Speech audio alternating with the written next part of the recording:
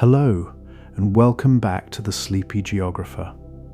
Tonight we're following a country shaped almost entirely by a single river, a country that stretches across more than 1 million square kilometers of the northeastern corner of Africa, and yet holds nearly the whole of its population pressed into a narrow strip of cultivated ground running through the middle of it, a country of ancient flooding cycles, ancient civilization, and one of the most striking boundaries between cultivated land and desert found anywhere on Earth: Egypt. Before we begin, let me know in the comments where you're listening from and what time it is for you. I always enjoy seeing people from so many different corners of the world joining these peaceful journeys. Now, get comfortable, settle in, and let's begin. Picture Egypt from somewhere high above it, far enough up that the whole shape of the land reveals itself at once. A broad, roughly rectangular block of territory fills the northeastern corner of Africa below you, its edges meeting two different seas, the Mediterranean along the north, the Red Sea along the east, with a small triangular fragment of land, the Sinai Peninsula, reaching across a narrow channel of water into Asia. Almost everything within this outline, from this height, reads as a single, uninterrupted shade of pale gold and tan, desert stretching in every direction toward horizons that hold nothing else at all. And then,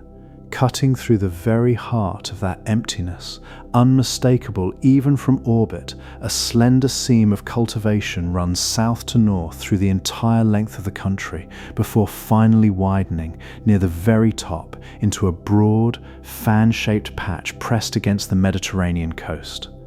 That seam is the Nile Valley. That widening fan is the Delta. Nearly everyone who calls this country home lives somewhere within those two shapes, a sliver of settled, cultivated ground surrounded on every side by desert that offers, in almost every direction you could choose to travel, nothing at all. Imagine, for a moment, a single drop of water, not yet moving anywhere in particular, still caught somewhere far to the south, high in the highlands where the Nile begins its long gathering, well beyond Egypt's own border. We'll follow that drop tonight, loosely, the way you might follow a single leaf set down on the surface of a slow-moving stream, letting it drift wherever the larger current happens to carry it, from the river's upper reaches all the way to the place where the water finally spreads into that wide fan and meets the sea. We'll return to it now and then throughout this journey, this one small, specific portion of a much larger flow, resting for now, patiently, somewhere upstream of everything we're about to explore. Now let's descend from this high vantage point, down into the valley itself, and stand for a moment at the exact place where the cultivated land and the desert meet. Picture yourself standing at the edge of a field, somewhere along the Nile in the late afternoon. Behind you, an ordinary agricultural landscape. Palm trees leaning at their own particular angles, narrow irrigation channels catching the light, rows of green crops running close together, planted right up to the very edge of whatever path or canal happens to mark the boundary of the cultivated ground. The air here carries a particular kind of moisture, faint but noticeable, the smell of wet soil and growing things, of a landscape that has been worked and irrigated for longer than almost anywhere else on Earth. Somewhere nearby, water moves quietly through a narrow channel, a soft, steady trickle feeding a row of crops a short distance away, and a bird calls once from somewhere among the palms before falling silent again. And yet, just on the other side of that same field, within the space of a few steps, sometimes less, the ground changes entirely. The green ends, not gradually, not in the slow tapering off you might expect from a boundary shaped by rainfall or soil quality drifting from fertile to poor, but abruptly, almost as though someone had drawn a line across the land itself and decided, on one side, there would be life, and on the other, nothing but sand and rock and a silence broken only by wind. Bare, pale ground stretches away toward a horizon that holds nothing growing at all. Nothing but the same dry, ochre-colored emptiness continuing in some directions for hundreds of kilometers before it meets another country's border or another sea. This is the boundary this documentary is built around. Not a border drawn by any government, not a line on any political map, but a genuine physical threshold, a place where the presence or absence of water decides almost entirely whether the ground beneath your feet can support anything at all. The central question we're exploring tonight is a simple one to ask and a genuinely fascinating one to answer properly. How does a country of more than 1 million square kilometers end up holding nearly its entire population within a strip of land so narrow that, in places, you could walk from one edge of the habitable world to the other in under an hour? The short answer is the river. The fuller answer, the one this journey will take its time uncovering, involves a much older and much more particular relationship between a river, an unusually rainless stretch of desert, and thousands of years of human adaptation to a landscape that offers almost no margin for error and almost no room to spread out beyond the ground the water has always been willing to reach. We'll follow that relationship slowly tonight, without rushing toward any conclusion, pausing often to simply notice the texture of this landscape, the quality of its light, its silence, its sudden, startling contrasts between abundance and absence. There's a great deal to take in, and no particular need to take it in quickly, as this whole story eventually must, with the desert itself, because before we can properly understand the river and the strip of life it makes possible, we need to sit for a while with the sheer scale of everything surrounding it. Egypt, considered simply as a shape on a map, is a substantial country. Its total area comes to a little over 1 million square kilometers, a figure that places it among the 30 or so largest countries on Earth, larger than France and Germany combined, roughly 1.5 times the size of France on its own. Its coastline runs along 2 different seas, the Mediterranean to the north and the Red Sea to the east, meeting at the narrow, strategically significant passage of the Suez Canal. A small triangular portion of the country, the Sinai Peninsula, sits across that canal in Asia rather than Africa, making Egypt one of the relatively small number of nations whose territory spans 2 continents at once. If you tried to picture the whole of this territory from directly above, the way we've pictured whole countries and whole river basins on other evenings, you would see a landscape dominated, almost entirely, by desert. This is worth sitting with for a moment, because the scale of it is easy to state and genuinely difficult to hold in mind all at once. The vast majority of Egypt's land area, by most careful estimates somewhere in the range of 94 to 97%, depending on precisely how the boundary between desert and non-desert is drawn, consists of arid or hyper-arid terrain. Rock, sand, gravel plain, scattered dune fields, dry mountain ranges, and long stretches of open plateau that receive, in an ordinary year, next to no rainfall at all. Some parts of this desert territory may go years without a single meaningful rainfall event. It's not simply dry in the way many regions of the world are dry during certain seasons. It is dry in a far more fundamental sense. A landscape where the climate itself has, for a very long stretch of geological time, offered almost nothing in the way of water falling directly from the sky. Try to picture what this actually looks like from ground level, somewhere out in the depths of this desert territory, far from any river or settlement. The ground stretches away in every direction, pale and largely featureless at a distance,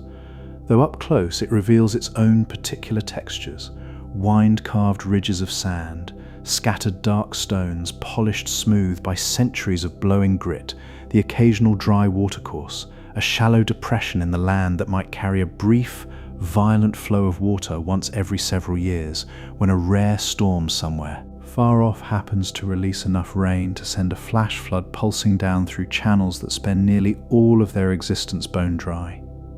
Heat rises visibly from the ground at midday,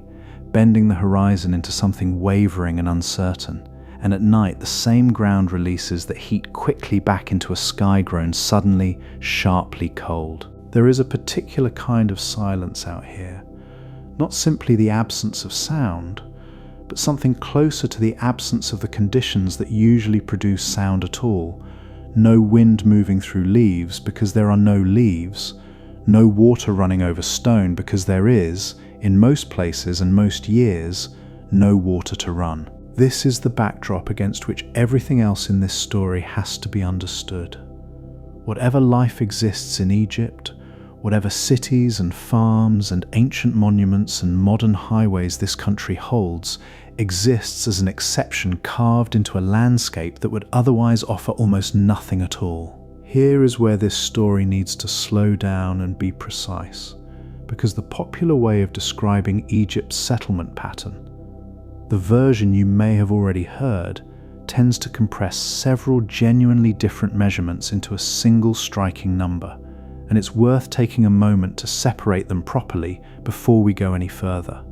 There is, first, the total land area of the country, a little over 1 million square kilometers, as we've already described. There is, second,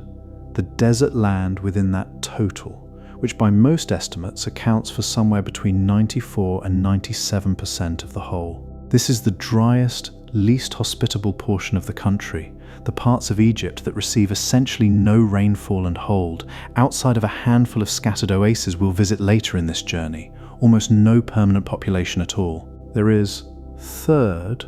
what's sometimes described as the inhabited area of the country, a somewhat broader administrative category used by Egyptian statisticians that includes not just land that's currently built up or farmed, but land officially designated for urban expansion, new settlements, and various development zones, some of which sit at the desert's edge rather than within the historically cultivated core itself. By this broader measure, recent estimates from Egypt's own statistical agency put the inhabited share of the country's territory at somewhere close to 10%, a figure considerably higher than the numbers more commonly quoted. And there is, fourth, the narrowest and in many ways the most meaningful category for understanding this country's history: the land that is actually cultivated, the farmland that has, for thousands of years, depended directly on Nile water reaching it through some combination of natural flooding, canals, and modern irrigation. This cultivated core, by most estimates, comes to something in the range of 3.5% to 5% of Egypt's total territory, a figure that aligns closely with the widely repeated claim that most of this country's population lives on roughly 5% of its land. These four figures are all, in their own way, true. They're simply answering slightly different questions. How much land does Egypt have? How much of it is desert? How much of it is officially inhabited or developed in the broadest administrative sense? And how much of it is actually farmed, actually the kind of ground that has sustained human life here since long before anyone thought to draw a map of it at all? For the purposes of this journey, we'll keep coming back to that narrowest category, the cultivated core clustered along the river and its delta, because it's this land, more than any broader administrative boundary, that holds the overwhelming majority of Egypt's population. When we say that Egypt's people live on roughly 5% of the country's territory, we mean this cultivated, river-fed core specifically, not the country's desert as a whole, and not the wider administrative categories that sometimes get folded into the same number without quite the same precision. It's a distinction worth holding on to, because the story only becomes more remarkable once you understand it properly. This isn't a case of a population spread thinly across a difficult but survivable landscape. It's a population concentrated, almost entirely, within a fraction of the country so narrow and so specific that it can be traced as a single continuous mark on a map, a seam of cultivation drawn through an otherwise unbroken sea of sand. To understand why this particular pattern developed, and why it has held so remarkably stable across thousands of years of human history, we need to think for a moment about what Egypt's climate actually offers on its own, without any help from the river running through it. Rainfall here follows a pattern common to much of the world's subtropical desert belt, a broad band of arid and semi-arid territory circling the globe at certain latitudes, shaped by large-scale patterns of atmospheric circulation that push moist air away from these regions rather than toward them. Along Egypt's Mediterranean coast, in the far north of the country, a modest amount of winter rainfall does occur,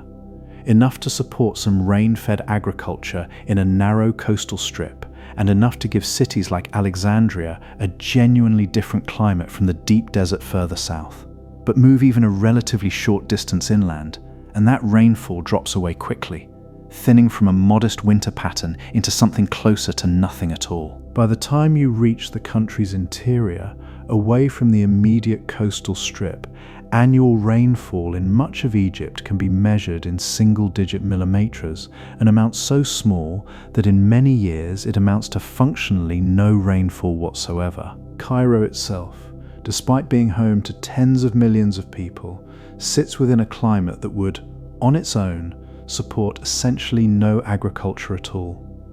Aswan, further south, ranks among the driest inhabited places on the planet, a city where residents can, and sometimes do, go through entire years without any measurable rainfall reaching the ground. Consider, for a moment, what this would mean for human settlement if the river simply weren't here.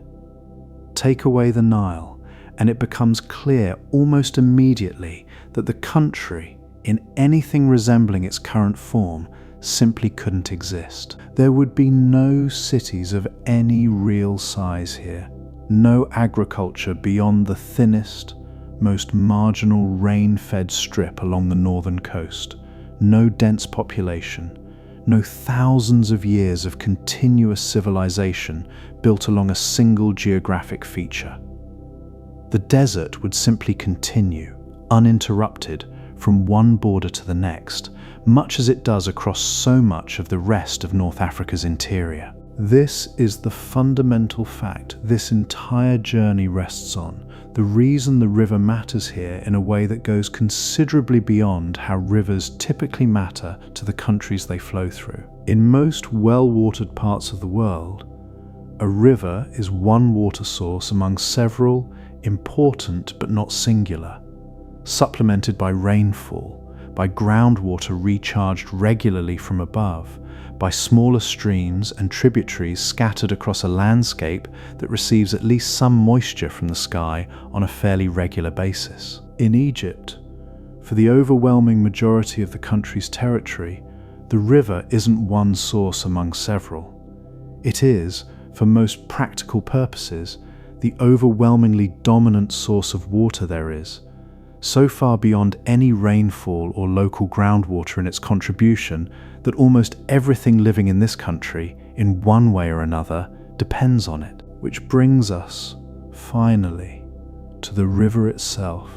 and to the drop of water we set adrift at the very beginning of this journey, somewhere far upstream, still making its slow way northward through country we haven't yet properly described. The Nile enters Egypt from the south, arriving already as an enormous, well-established river, having gathered its water from a vast basin stretching across much of northeastern Africa, fed by two principal branches, one rising in the East African highlands and carrying, for much of the year, the greater share of the river's total volume, the other rising much further south in the Great Lakes region of Central Africa, and following a longer, gentler, more meandering path northward before the two branches finally join, well before reaching Egypt's own border, to form the single river this documentary is following tonight. By the time this combined river crosses into Egyptian territory, it has already traveled a genuinely extraordinary distance, drawing its water from a basin covering parts of several different countries, shaped by rainfall patterns and highland geography thousands of kilometers from anywhere we'll be visiting tonight. The Nile is often described as one of the longest rivers on the planet, a claim that has, in recent years, become the subject of some genuine scientific debate, with certain measurements suggesting the Amazon may in fact stretch further, depending on precisely where a river's true source and mouth are defined to begin and end. We won't try to settle that particular argument here. What matters for our purposes tonight is simply that the Nile,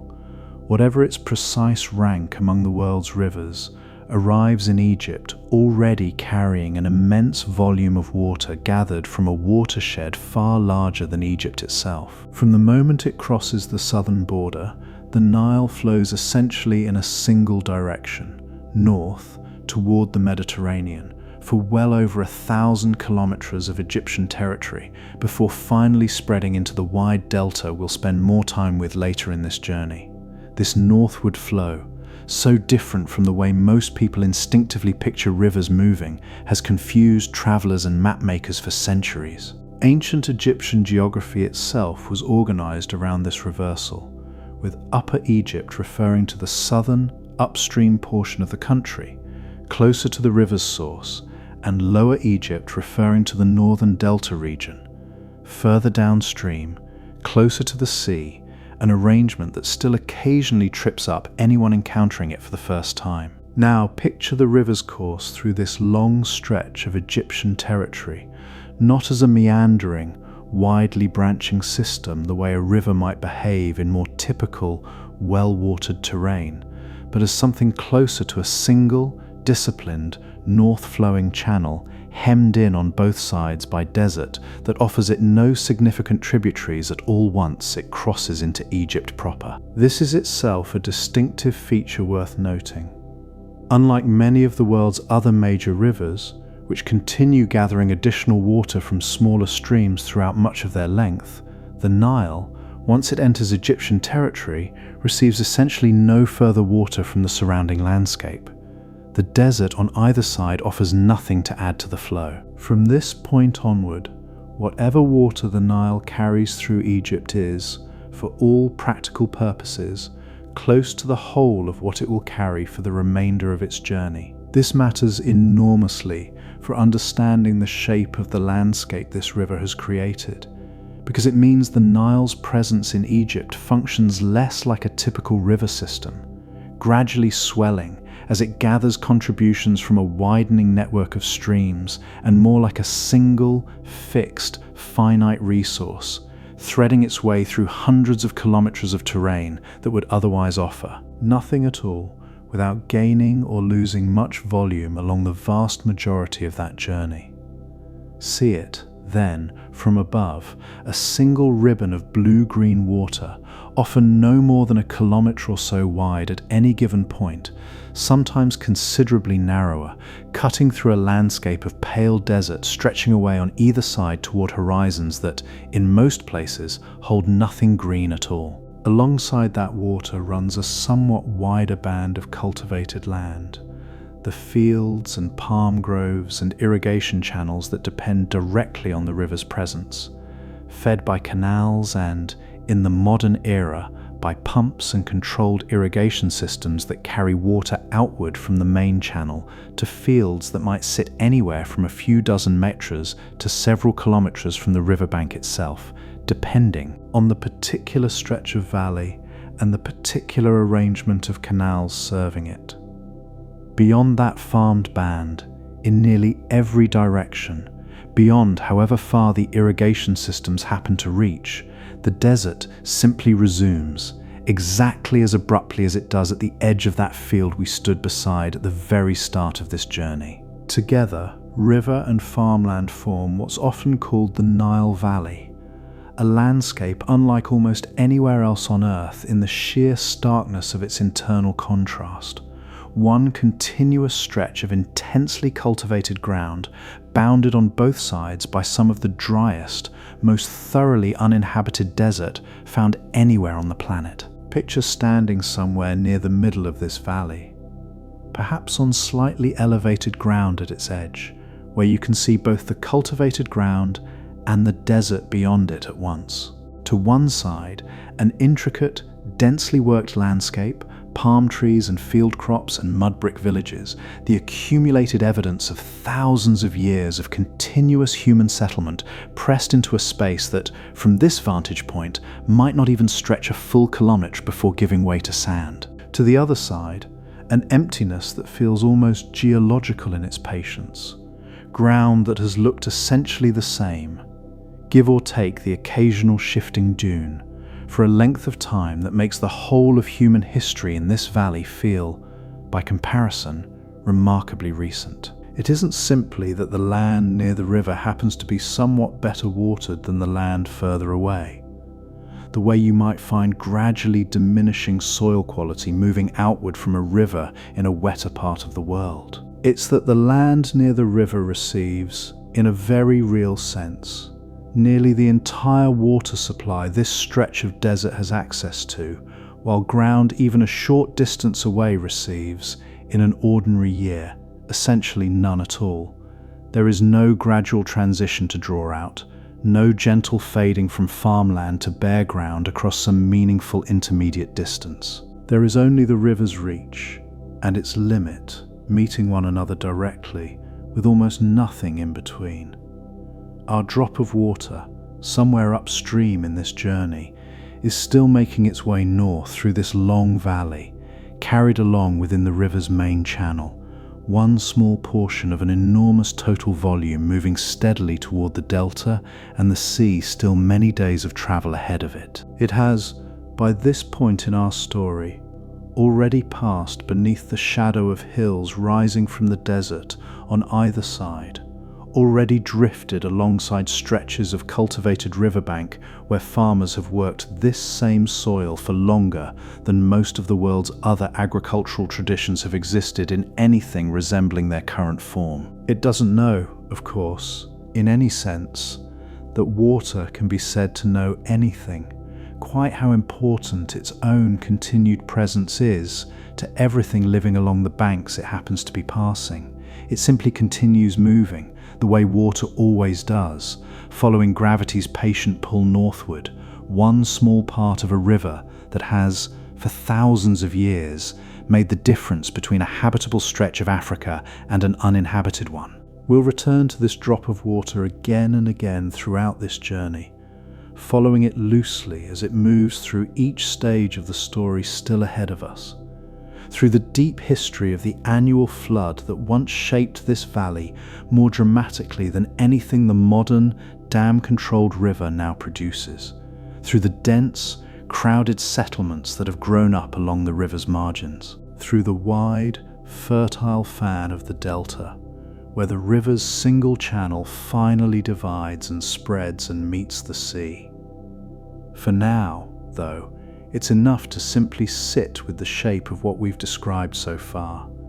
A country of over 1 million square kilometres, the overwhelming majority of it desert in the truest, most complete sense of that word. A single river arriving from far to the south, carrying almost all of the dependable surface water available across Egypt's desert interior, and a narrow, intensely settled band tracing that river's path from border to sea, holding within its modest area the overwhelming share of an entire nation's population, its farmland, its cities, its accumulated history, stretched thin along a fertile line drawn through the middle of one of the driest landscapes on Earth. Beneath this quiet, present-day arrangement of river, desert, and cultivated ground lies an older rhythm still, the ancient, patient cycle of the Nile's annual flood and the layer of dark, rich soil it laid down year after year across this valley for longer than anyone has ever been able to properly measure. It's to that old rhythm and to the soil it built that this story settles now, drifting the way our small drop of water is still drifting somewhere upstream, patient and unhurried, carried along by a current far older than anything human hands have ever built beside it. For most of this valley's long history, that flood arrived like clockwork, gathering itself far to the south, long before anyone standing on the riverbank in Egypt could see any sign of it at all. The water that caused it didn't come from Egypt's own sky, which offered, as we've already spent some time sitting with, almost nothing in the way of rain. It came instead from a very different climate entirely, from the highlands of what is now Ethiopia, where a seasonal monsoon delivers heavy, concentrated rainfall across a landscape of steep valleys and volcanic plateau, rainfall that gathers quickly into fast-moving streams and rivers, carrying with it an enormous quantity of loosened soil and rock scoured from those same highland slopes. Picture that distant landscape for a moment, so different in character from anything we've followed so far tonight. Dark volcanic soil, terraced hillsides, afternoon storms rolling in with a suddenness and a force that this dry, pale valley downstream would never experience on its own. That highland water eventually reaches the Nile through a tributary joining it well upstream of Egypt, and its arrival, each year, sent a great swell of water and sediment moving steadily northward, a slow-motion surge that took weeks to travel the distance between the highlands and the Egyptian border, and weeks more to travel the length of the country itself. Ancient Egyptians organized their entire calendar around this rhythm, dividing the year into 3 broad seasons that had little to do with temperature and everything to do with the river's behavior. There was the season of the flood itself, when the rising water spread out across the valley and covered much of the farmland entirely. There was a season of emergence, once the water had receded and the freshly soaked, freshly enriched soil lay exposed and ready for planting. And there was a season of low water and harvest, the driest stretch of the year, when the river shrank back toward its narrowest channel and the crops planted after the flood's retreat ripened and were gathered in. Picture this rhythm repeating itself, year after year, generation after generation, for a length of time that stretches back long before anyone thought to write any of it down. By the time the earliest Egyptian dynasties began keeping the kinds of records that survive for us to study today, this flood cycle was already ancient, already the deep, unquestioned backdrop against which everything else in this civilization's life took place. Entire systems of religion, governance, and timekeeping grew up around predicting, measuring, and responding to a natural event that most of the people depending on it would never see the true source of. A highland monsoon falling on mountains most of them would never visit, in a country most of them would never have any other reason to think about at all. The flood's height mattered enormously, and it mattered in a way that offered very little room for comfortable middle ground. A flood that rose too little left much of the valley's higher ground beyond the water's reach entirely, meaning that stretch of land would receive no fresh soil, no deep soaking, and often no meaningful harvest at all that year. Given how thoroughly this civilization depended on a single, unified agricultural cycle, timed identically across the whole length of the valley, a weak flood in 1 year could mean genuine hardship across a very wide stretch of the country at once, not simply a difficult season for one particular village or region. A flood that rose too high brought its own entirely different set of problems. Water pushing beyond the fields and into the villages and towns built along slightly higher ground at the valley's edge,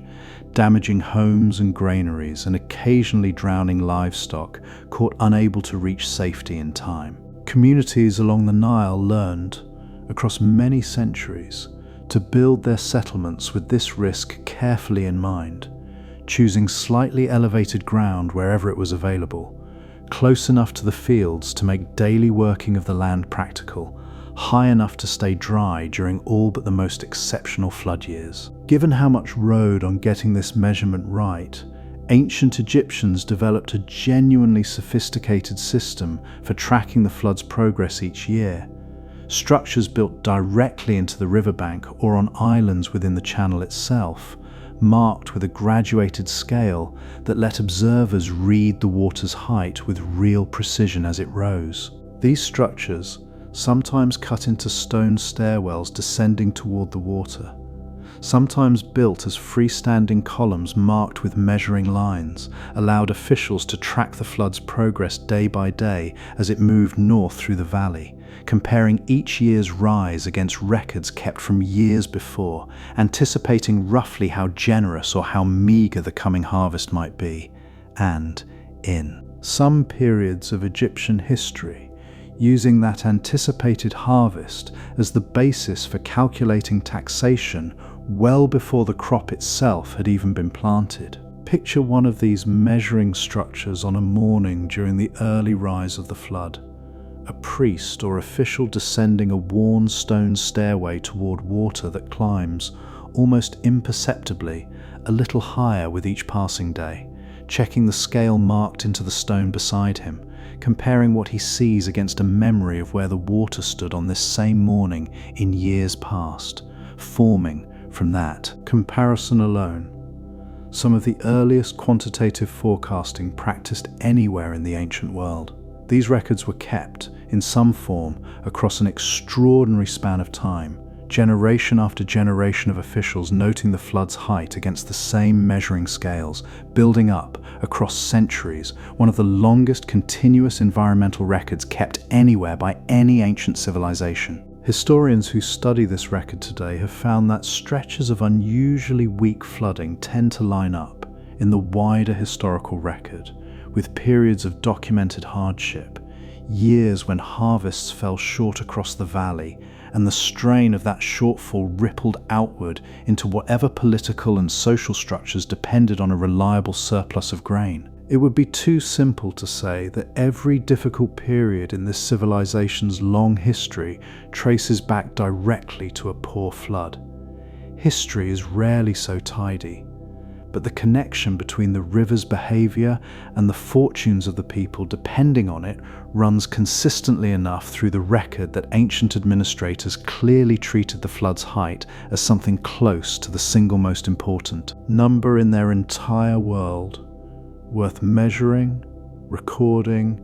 and comparing with a level of care that few other ancient societies applied to any natural phenomenon at all. What made this flood so valuable wasn't simply the water itself, though the water alone would have been significant enough in a landscape this dry. It was what the water carried with it, the fine, dark sediment gathered from those distant highland slopes and carried the length of the river before finally settling, thin layer by thin layer, across the fields it passed over. Picture the physical process of this happening, somewhere along the valley during the weeks when the flood stood at its highest. Water spreads out across fields that, for the rest of the year, sit dry and exposed, slowing considerably as it does so, losing much of the energy that had carried it and its suspended sediment so efficiently through the narrower channel further upstream. As that energy drops away, the sediment suspended within the water begins settling out, grain by grain, sinking down onto the submerged soil beneath, building up. Over the weeks the flood remains in place, a fresh layer of dark, mineral-rich silt across ground that would otherwise, cultivated repeatedly without any such renewal, gradually exhaust itself. This annual renewal is part of why farmland here could sustain such intensive, repeated cultivation across so many centuries without the kind of soil exhaustion that has undermined agricultural systems in less fortunate parts of the world. Each year's flood functioned as a natural act of fertilization, delivered without any human effort beyond the work of directing the water where it needed to go,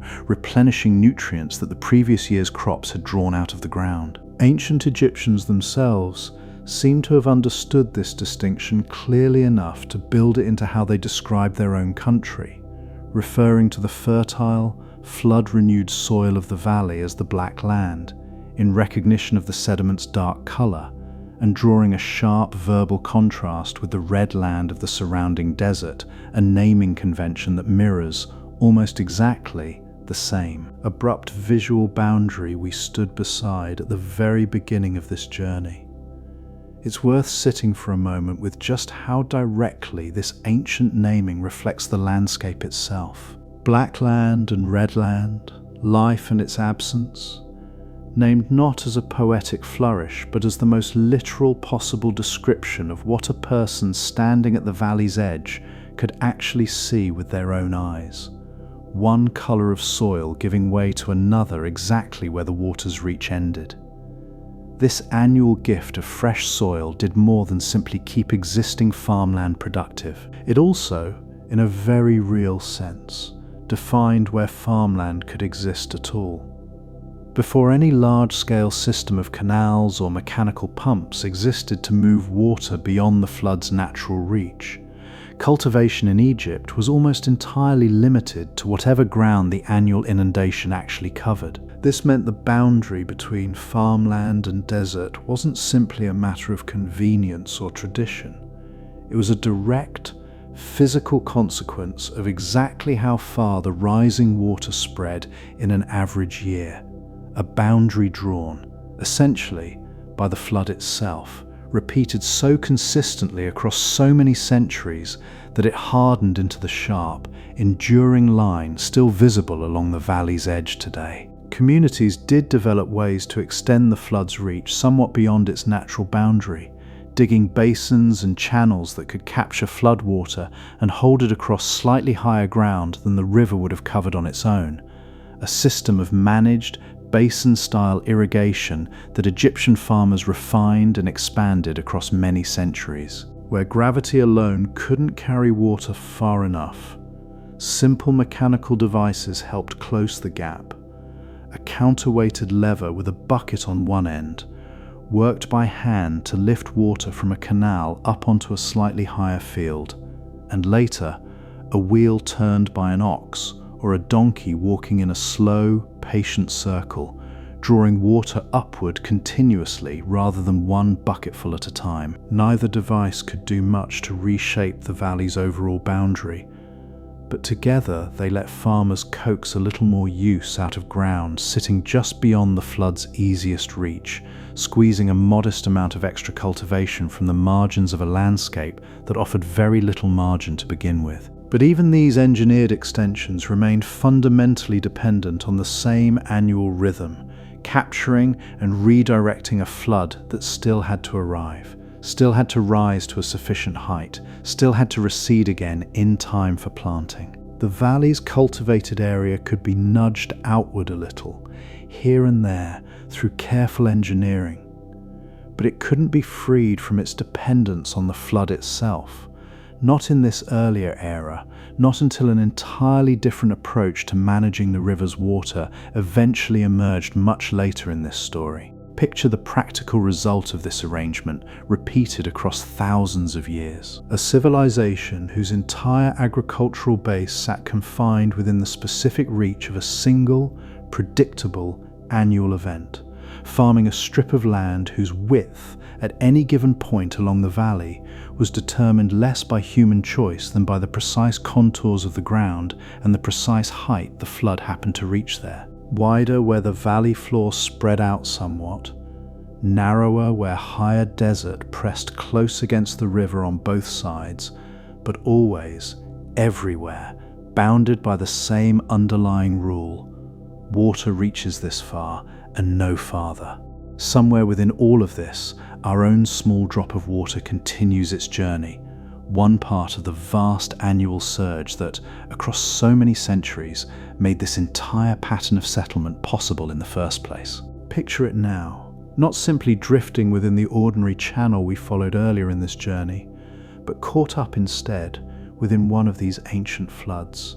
part of a rising body of water spreading outward across fields that stood dry and waiting only days before. Carried along with countless billions of other drops and their suspended grains of highland sediment, it settles, eventually, somewhere across a field that has waited all year for exactly this moment, becoming, in some small way, part of the very soil that will feed whatever crop is planted there once the water recedes again. This is, in its own quiet way, one of the more remarkable aspects of this whole story. water becoming soil, soil becoming grain, grain becoming the accumulated substance of a civilization that has, in one form or another, continued along this same river for longer than almost any other continuous culture on Earth. This ancient rhythm, we should say clearly, no longer operates in quite this same way today. Modern engineering, which we'll spend more time with later in this journey, has changed the flood's behavior considerably, controlling and containing a surge that once moved freely across the whole width of the valley each year. But the pattern of settlement this ancient rhythm established, the precise shape and boundary of the cultivated land it once defined, has proven remarkably durable, largely unchanged in its outline even after the flood itself was brought under a very different kind of control. Satellite images taken of this valley today still show, with remarkable clarity, the same essential shape the ancient flood once traced onto the land by hand, a boundary between green and desert that has shifted only modestly, in most places, from wherever the water was willing to reach 1,000 or more years ago. It's a strange kind of permanence to sit with, a pattern set by a natural rhythm that has itself since been altered, and yet whose outline persists, etched into where villages sit, where roads run, where the edge of cultivation still meets sand almost exactly where it always has.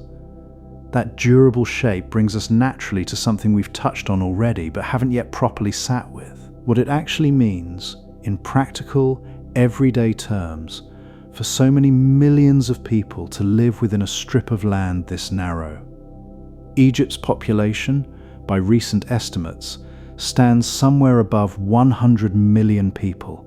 a number that has grown substantially across the past century and continues growing today. If you divided that population evenly across the whole of the country's territory, the resulting density would look, on paper, fairly moderate, comparable to a good number of other countries around the world. But that average conceals almost everything important about how Egyptians actually live, because that population isn't spread evenly across the country's territory at all. It's concentrated, overwhelmingly, within the same narrow, cultivated core we've been describing throughout this journey, the Nile Valley and its delta, while the vast desert surrounding that core holds only a small fraction of the total, scattered thinly around isolated settlements and a handful of desert cities we'll visit later in this story. Within that cultivated core itself, population density reaches levels that few other agricultural landscapes on Earth can match. Various estimates place the average density across the Nile Valley and Delta at somewhere above 1,000 people per square kilometre,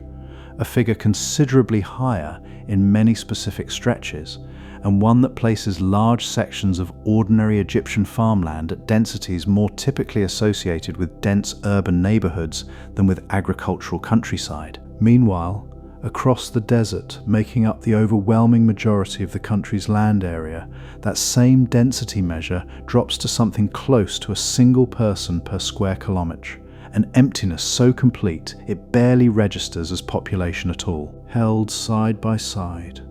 these two figures describe, in effect, two entirely different countries occupying the same set of borders,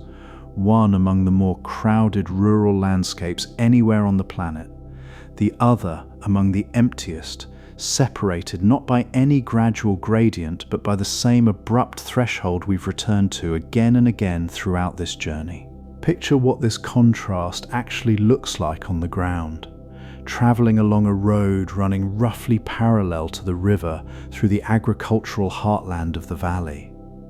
Villages here don't sit as isolated, clearly separated settlements the way rural villages often do in more spacious parts of the world. They press close against one another instead, one cluster of mud brick and modern concrete buildings giving way,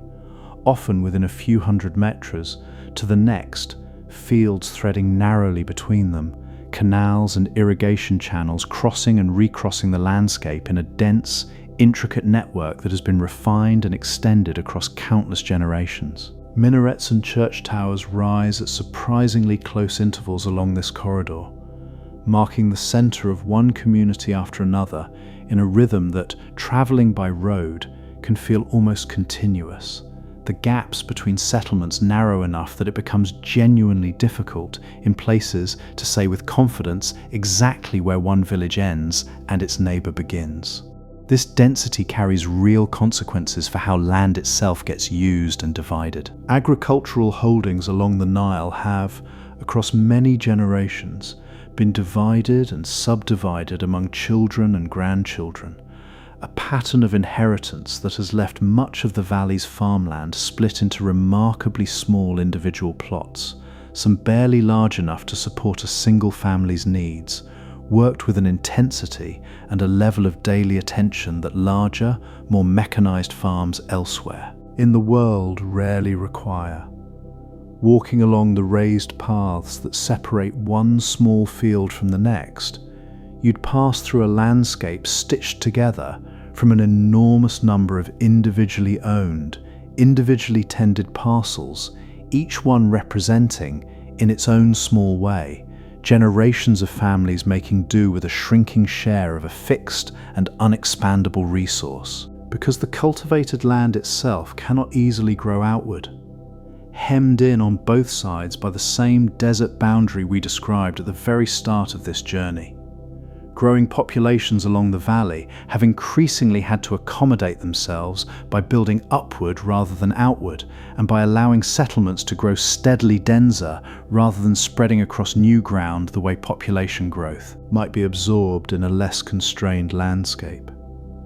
Multi-story buildings, often added to gradually over years or decades as families grow and need additional space, rise along narrow streets, barely wide enough for a single vehicle to pass, upper floors sometimes built out slightly further than the floors below, creating narrow strips of shade across the street beneath. In some towns, an unfinished top floor, its rebar left exposed and reaching toward the sky, waits patiently for the day a son marries and needs a floor of his own. A quiet, visible expression of exactly how families here have learned to grow upward when the ground beneath them has nowhere left to give. There is a particular texture to daily life at this density, one shaped by proximity in ways that would feel unfamiliar in more sparsely settled parts of the world. Sound carries easily and constantly through these closely packed settlements. Voices from a neighboring courtyard, the call to prayer echoing from one minaret, and then, moments later, from another slightly further away, the steady background hum of small motors running irrigation pumps somewhere nearby, the particular rhythm of a place where very few people live more than a short walk from a neighbor, a market, a mosque or church, a canal. Extended families often live in close physical proximity across multiple generations, sometimes within the same building, added to and expanded as the family itself has grown, a pattern of living that both reflects and reinforces the tight, communal texture of settlements built within such a genuinely limited amount of usable ground. This closeness isn't experienced uniformly as hardship, and it would be a mistake to frame it only in terms of constraint. Millennia of continuous settlement within this same narrow band of land have shaped social patterns, agricultural practices, and community structures specifically suited to exactly this kind of density, ways of sharing water, labor, and land that have been refined across a length of time few other agricultural societies can match. But it is, undeniably, a way of life shaped fundamentally by scarcity of a very particular kind. Not scarcity of food or water in any acute sense. The valley has fed dense populations for thousands of years, but scarcity of the one resource that, in most other parts of the world, people take entirely for granted: simple, unclaimed, unused space. Picture an early evening somewhere along one of the smaller canals branching off from the main river, the light softening toward gold as the day's heat begins, finally, to ease. Children make their way home along the raised earthen paths between fields, some carrying small bundles of freshly cut fodder for animals kept in yards behind the houses. A man leads a donkey loaded with produce toward a market that will only fully wake once the worst of the afternoon heat has passed. Its stalls still being arranged, crates of vegetables stacked in the particular, practiced order that comes from doing this same task every evening of a working life. Somewhere close by, water still moves along the canal itself, drawn earlier in the day to irrigate a nearby field, its surface catching the last of the light before the canal's flow slows for the night. This kind of scene repeats itself, with only minor variation, in village after village along hundreds of kilometers of riverbank, a shared daily rhythm built around the same underlying resource, the same narrow band of workable ground that every other community along this valley depends on as well. Weddings, festivals, and the ordinary business of markets and schools and mosques all take place within settlements that, however individually distinct in character, share this same fundamental relationship to the land around them. Communities pressed together, not by choice exactly, but by the simple, unavoidable arithmetic of a country where cultivated ground has always been the scarcest thing available. Our drop of water, somewhere along its own path north through this densely settled valley, continues past field after field, village after village, each one drawing some portion of the flow it needs from the same river carrying our small, patient traveller onward. It passes beneath bridges connecting one crowded riverbank to another, past docks where small boats are tied close together against the current, past the irrigation intakes where a portion of the river's flow is drawn off to feed the fields stretching away from the bank in both directions. It has, by this stage of its journey, become part of a river working harder, in a sense, than almost any other river of its size on Earth, asked to sustain a population whose density along these banks few other agricultural landscapes have ever had to support from a single water source. Ahead of it, the valley continues to narrow and widen by turns, following the same underlying geology that has shaped this whole journey since the very beginning. The desert plateau on either side rising and falling in low, pale bluffs that catch the last of the day's light in shades of rose and ochre before fading gradually into the blue-grey of evening. And then, somewhere ahead, almost without any single dramatic moment marking the change, the hills pressing close against the river on both sides begin to fall back at last, drawing apart, making room for something the valley itself has never quite offered. Real width, real space, a landscape about to open out into the broad, fertile fan where the river's water, so long confined to a single disciplined channel, will finally divide and spread and prepare to meet the sea. Picture that opening happening gradually, the way most genuine transformations in this landscape tend to happen. Not as a single dramatic moment, but as a slow widening, kilometre by kilometre, until the narrow valley we've followed for so much of this journey has given way entirely to something new. Just north of Cairo, the river's single channel begins to divide. Not violently, not all at once, but in the patient, unhurried way water always finds its way around the low, flat, sediment-built ground it has spent thousands of years constructing beneath itself. Two main branches carry the bulk of the flow onward from this point, one bending gently westward, the other holding closer to a northeasterly line, each one eventually reaching the Mediterranean through its own separate mouth, 60 or so kilometres apart along the coast. Between them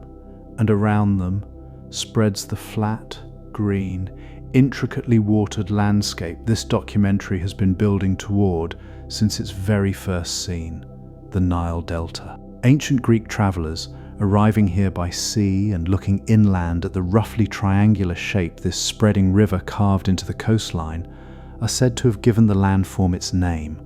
borrowing the shape of one of their own alphabet's letters to describe something they'd never quite seen in this particular form before. Whether or not that specific origin story is exactly how the word first came into use, the shape it describes remains genuinely striking from above, even now. A broad, fanning triangle of intensely cultivated ground, its point resting where the valley's single channel first begins to split, its wide base pressed against the sea. The delta's scale is worth sitting with for a moment, because it represents, in a very real sense, the payoff for everything this river has carried with it across its entire journey through Egypt. By most estimates, the delta covers something in the range of 24,000 square kilometers, stretching roughly 160 kilometers from its southern point near Cairo to its northern edge along the Mediterranean, and spreading along that coastline itself across some 240 kilometers of shore. Within that relatively compact area lives a genuinely enormous share of Egypt's total population, tens of millions of people, by many estimates approaching half the country's entire population, packed into a landscape that makes up only a small fraction of Egypt's total territory. If the Nile Valley we followed through the earlier stages of this journey represents a single, narrow thread of settlement, the delta represents something closer to that thread finally allowed to unravel and spread, still following the same underlying logic. Water determines where people can live, but now expressed across two dimensions rather than one, a wide, flat, richly watered plain rather than a corridor squeezed between two walls of desert. Picture flying low across this landscape, the way you might picture flying low across the dense agricultural heartlands of a handful of other especially fertile river deltas scattered around the world. Fields spread away in every direction beneath you, a patchwork of green in more shades and textures than the narrower valley further south ever quite managed to offer. Rice paddies holding a particular flat sheen of standing water in certain seasons, cotton fields carrying their own paler shade of green, orchards of citrus and mango breaking up the flatness here and there with small stands of taller, denser growth. Canals and smaller irrigation channels crisscross the whole scene in a pattern of almost impossible density, water threading its way outward from the two main branches through thousands of smaller channels, some barely wider than an outstretched arm, each one carrying its own small, essential share of the delta's total water supply toward the fields depending on it. Villages and towns here sit closer together, if anything, than they do along the narrower valley further upstream. The extra width of habitable ground absorbed almost entirely by yet more cultivation and yet more settlement rather than by any meaningful stretch of open, unused space. Cairo itself sits at the delta's southern apex, the point where the single river first begins to divide, a placement that has made this city, across many centuries, a natural meeting point between the long, narrow valley to the south and the wide, spreading plain to the north, a hinge connecting two different versions of the same underlying pattern of settlement. Toward the delta's northern edge, where the cultivated ground finally meets the sea, the landscape shifts once again into something quieter and more amphibious, a chain of shallow, brackish lagoons separating the last stretches of farmland from the open Mediterranean itself. These lagoons, fed by a mixture of fresh water draining down from the delta's fields and salt water pushing in from the sea, support their own distinct communities of fishers working small boats through channels between reed beds and offer resting grounds for enormous numbers of migratory birds passing along this stretch of African coastline each year, a quieter, wetter fringe to a landscape otherwise defined almost entirely by intensive agriculture. Picture standing at the edge of one of these northern lagoons in the stillness of early morning, reed beds rising from water so shallow and so still it holds the sky's reflection almost perfectly. A fishing boat moving slowly along a channel between them, its passage marked by little more than a soft, steady ripple spreading out behind it. Somewhere further inland, beyond sight from this particular vantage point, The same water that feeds this lagoon has already passed through hundreds of kilometers of intensively farmed delta, drawn off along the way by countless small channels, returned in part as agricultural runoff, gathering here at last in a landscape suspended somewhere between farmland and open sea. This delta, for all its fertility, carries within it a genuinely difficult modern problem, one worth pausing over honestly rather than passing by too quickly. For thousands of years, the same annual flood we spent time with earlier in this journey didn't only enrich the valley further south, it carried a portion of its sediment all the way to the delta and beyond, depositing fresh material along the coastline itself and helping the delta's outer edge slowly build outward, year after year, keeping pace with the equally slow, equally patient forces of coastal erosion working against it from the sea. This balance, sediment arriving from upstream roughly matching sediment lost to wave action and current along the coast, held for a very long stretch of this delta's history, allowing it to maintain, more or less, the same general shape and extent across many centuries. That balance no longer holds today, and the reason traces back roughly 900 kilometers upstream to a single structure built across the river in the middle of the 20th century. One that changed more thoroughly than anything else in this entire story, the river's relationship with the land it flows through. To understand what changed and why, we need to travel back upstream now, past the whole length of the valley we've followed through this journey, back to the stretch of river near the southern city of Aswan, close to Egypt's border with Sudan. It was here, across the years spanning roughly 1960 to 1970, that engineers, working with substantial assistance from the Soviet Union during a period of considerable geopolitical significance for Egypt, constructed an enormous dam across the Nile, a structure built not from the more familiar poured concrete of many famous dams elsewhere in the world, but from millions of tonners of compacted rock and clay, rising well over 100 meters above the riverbed and stretching more than 3.5 kilometers from one bank to the other. This was not the first attempt to control the river's flow near this stretch of the Nile. An earlier, smaller dam had been built by British engineers here at the very start of the 20th century and had been raised twice more in the decades that followed as its limitations became clearer. But the structure completed around 1970, generally known today as the Aswan High Dam, represented something considerably more ambitious, an attempt not simply to moderate the flood, but to bring it under something close to complete control. Picture the scale of what this project actually involved. A workforce numbering in the tens of thousands laboring across a full decade, moving an amount of material that dwarfed even some of the more famous construction projects of the ancient world this same valley had already produced thousands of years before. Behind the completed dam, water began backing up across a stretch of river valley extending, eventually some 500 kilometers upstream, submerging a landscape that had, for thousands of years, held its own particular communities, farms, and ancient monuments, and creating, in the process, one of the largest artificial lakes anywhere on the planet, a reservoir that came to be known as Lake Nasser. Within Egypt, and by a different name across the border in Sudan, where a considerable portion of its length also extends. The reasons behind building a structure this ambitious were, in their own way, entirely understandable, and worth stating clearly and fairly before we turn to the costs this same project carried alongside its benefits. The natural flood we spent so much time with earlier in this journey, for all the fertility it brought, was never entirely predictable, and its unpredictability carried genuine risk. A particularly weak flood could mean widespread crop failure and hardship across the whole valley at once. A particularly strong flood could mean destructive flooding reaching well beyond the fields and into the villages and towns built along the valley's edge. By capturing the river's entire flow behind a single, controllable structure,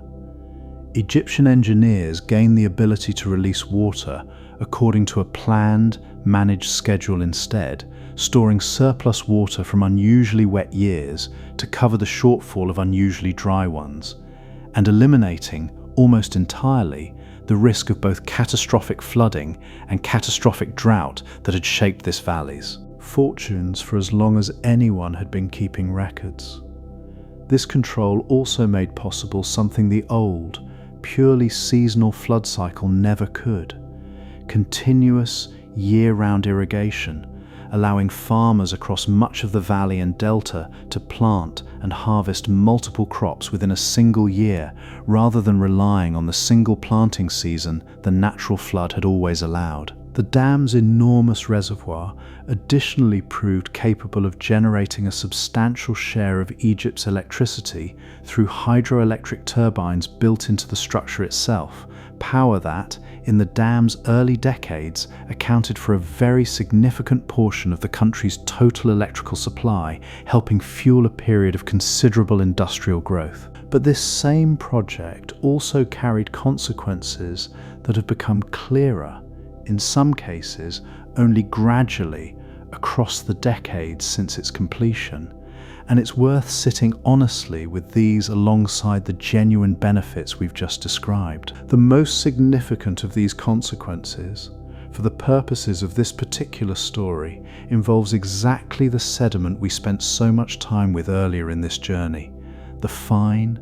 dark, nutrient-rich material the ancient flood once carried the length of the valley and deposited freely across the fields it passed over. That sediment still enters the river today, carried down from the same highland sources we described earlier, but it no longer travels the length of the valley the way it once did. Instead, the overwhelming majority of it, by most estimates somewhere in the range of 95 to 98%, settles instead within Lake Nasser itself, accumulating quietly along the floor of the reservoir rather than continuing downstream toward the fields and the delta that once depended on it. This has meant that farmland across the valley and delta no longer receives the annual, effectively free fertilization the flood once provided.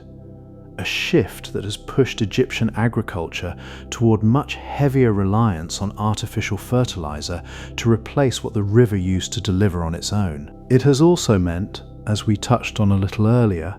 that the delta itself no longer receives the fresh sediment it once used to balance against the slow, steady erosion worked by waves and currents along its Mediterranean coastline. Without that replenishment, sections of the delta's outer edge, particularly near the mouths of its two main branches, have begun retreating, the sea claiming ground that the river, across thousands of years before this dam existed, had patiently built outward. There is a further consequence to this story worth pausing on, one that touches less on soil and sediment, and more on the people whose homeland once occupied the stretch of valley that now lies beneath Lake Nasser's surface. This region, known as Nubia, had been home to distinct communities and a distinct culture stretching back thousands of years, closely connected to but genuinely separate from Egypt further downstream, with its own language, its own traditions, and its own long, layered history of ancient kingdoms and monuments. The rising water behind the completed dam submerged the great majority of this homeland within Egypt's borders, along with a further stretch across the border in Sudan, and displaced tens of thousands of Nubian families from villages and farmland their ancestors had occupied for a very long stretch of recorded history, relocating many of them to new settlements built elsewhere along the Nile, considerable distances from the land they'd known.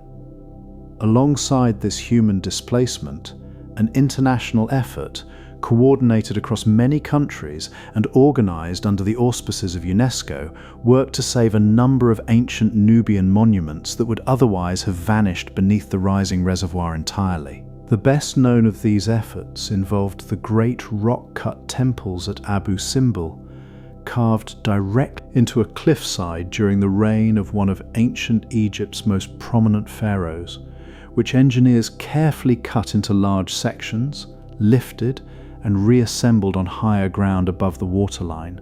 preserving the monuments themselves even as the landscape immediately surrounding their original location disappeared beneath the lake. It stands today as one of the more remarkable rescue efforts in the history of archaeological preservation, and also, quietly, as a reminder of everything about this ancient valley's original context and setting that couldn't be relocated alongside the stone. Picture Lake Nasser today, then resting where a stretch of the living, flowing Nile Valley once ran, a vast, still body of water held within a landscape of surrounding desert that offers this reservoir almost none of the rainfall or contributing streams a lake this size might expect to receive in a wetter part of the world. Its surface stretches away toward a horizon broken only by the occasional low island,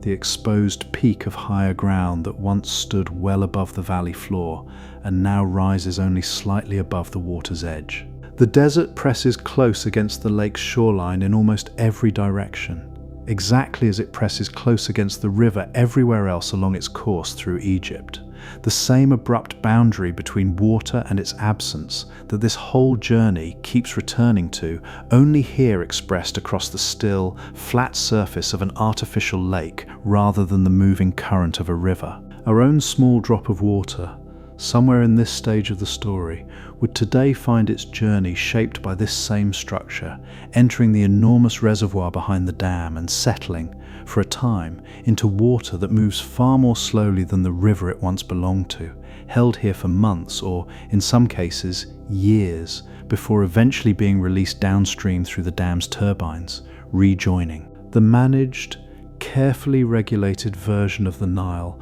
that now flows onward through the valley and delta we've spent so much of this journey exploring. It's a very different passage than the one an equivalent drop of water would have made 150 years earlier, carried freely along with an untamed annual flood rather than paused, measured, and released according to a planned schedule. Both versions of this journey, the ancient and the modern, have shaped this valley profoundly, each in its own particular way, each leaving behind a landscape and a way of life that the other could never quite have produced on its own. Beyond the lake's edges, in every direction but the narrow one the river itself occupies, the desert continues, unbroken, toward horizons this journey hasn't yet properly explored, the same vast, dry territory that makes up the overwhelming majority of this country's total land, waiting now to receive its own share of attention, its own slow, patient description, once this story is ready to leave the water's edge behind and venture out into the emptiness surrounding it. Picture leaving the river behind now, the way you might picture leaving the last outpost of a familiar coastline behind before setting out across open water, the cultivated ground and its narrow band of settlement falling away behind you until there is nothing ahead but the same pale, open desert that makes up the overwhelming majority of this country's territory. Picture leaving the river behind now, the way you might picture leaving the last outpost of a familiar coastline behind before setting out across open water, the cultivated ground and its narrow band of settlement falling away behind you until there is nothing ahead but the same pale, open desert that makes up the overwhelming majority of this country's territory. We spent time, earlier in this journey, carefully separating the different ways Egypt's land can be measured, its total area, its desert area, its narrower inhabited and cultivated core. It's worth holding that same careful distinction in mind now as we venture out into the desert itself, because what we're about to describe isn't quite the same as saying this land holds nothing at all. It holds almost no permanent population in the way the Nile Valley and Delta understand population. No dense villages, no continuous agriculture, nothing resembling the settled life we've spent so much of this journey exploring. But it isn't entirely without its own particular kind of presence, its scattered mining camps and monasteries, its ancient caravan routes and modern highways, its pockets of deep, sustaining water hidden far beneath an apparently lifeless surface. We'll spend this stage of the journey with both halves of that truth at once, the desert's genuine, overwhelming emptiness, and the quiet, scattered exceptions that persist within it, small and widely spaced, but genuinely, stubbornly present all the same. Egypt's desert territory divides, broadly, into two large regions, separated from one another by the river valley running between them. To the west of the Nile lies the larger of the two,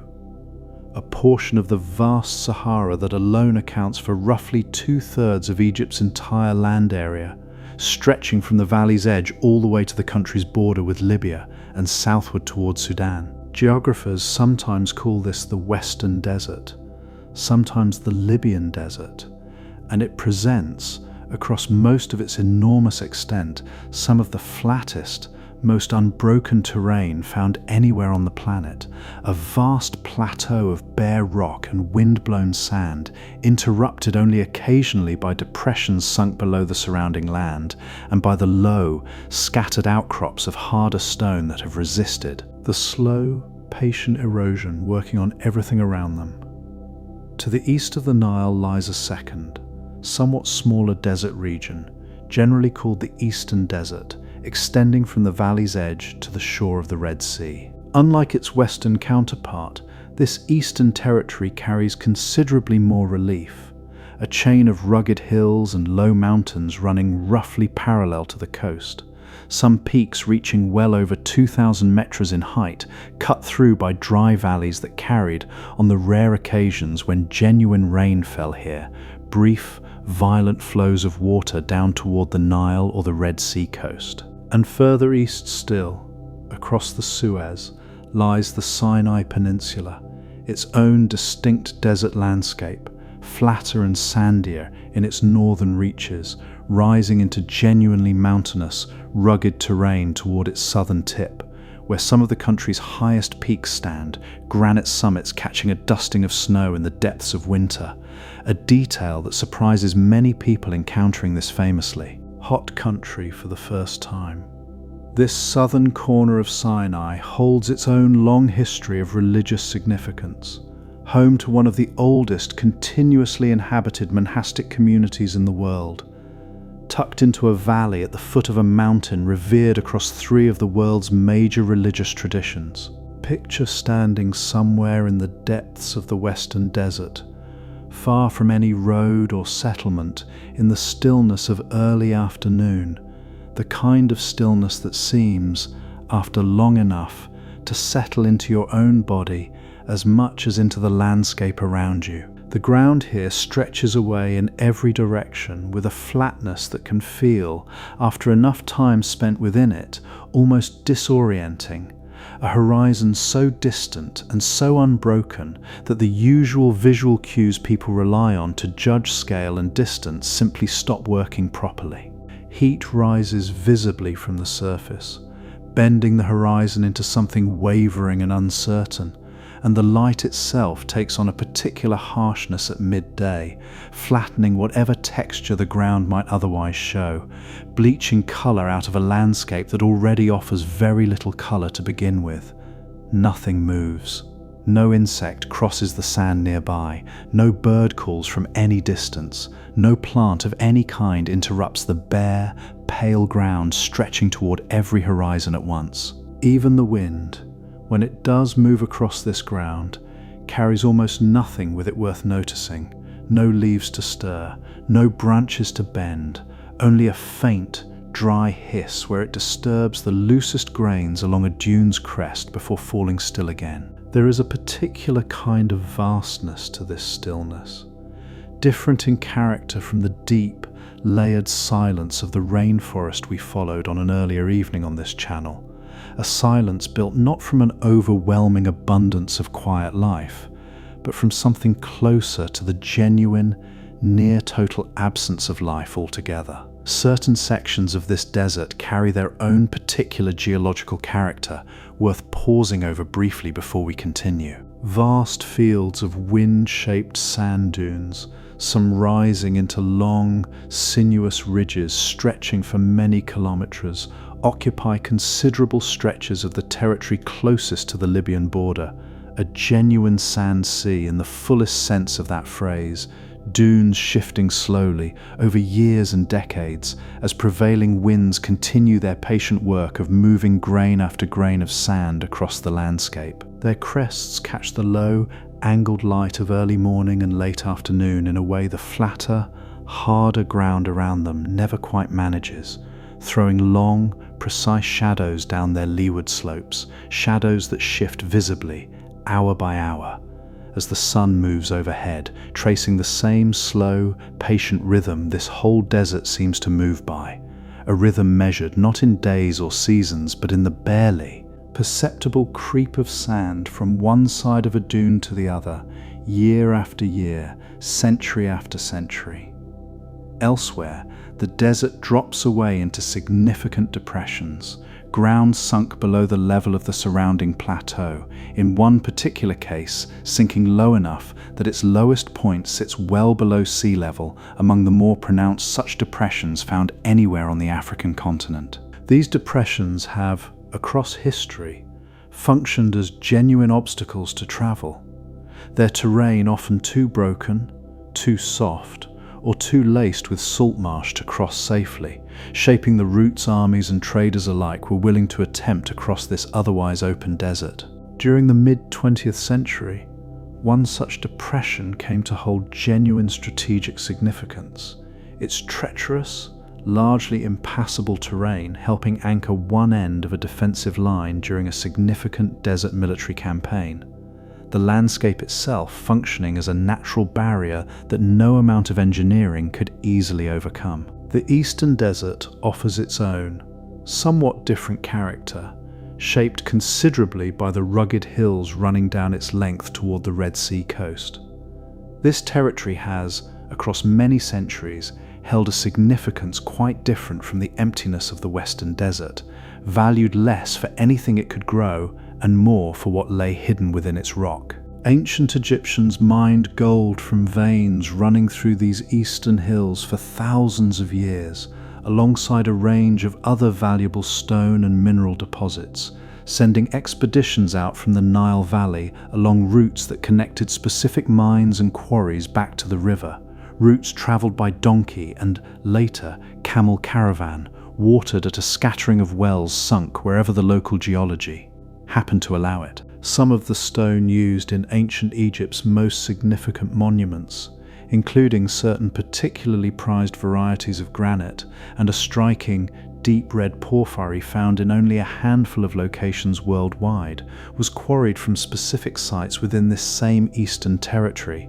hauled overland and down to the Nile by a scale of coordinated labour that remains genuinely impressive to consider even now. This same desert later became home to some of the earliest Christian monastic communities anywhere in the world.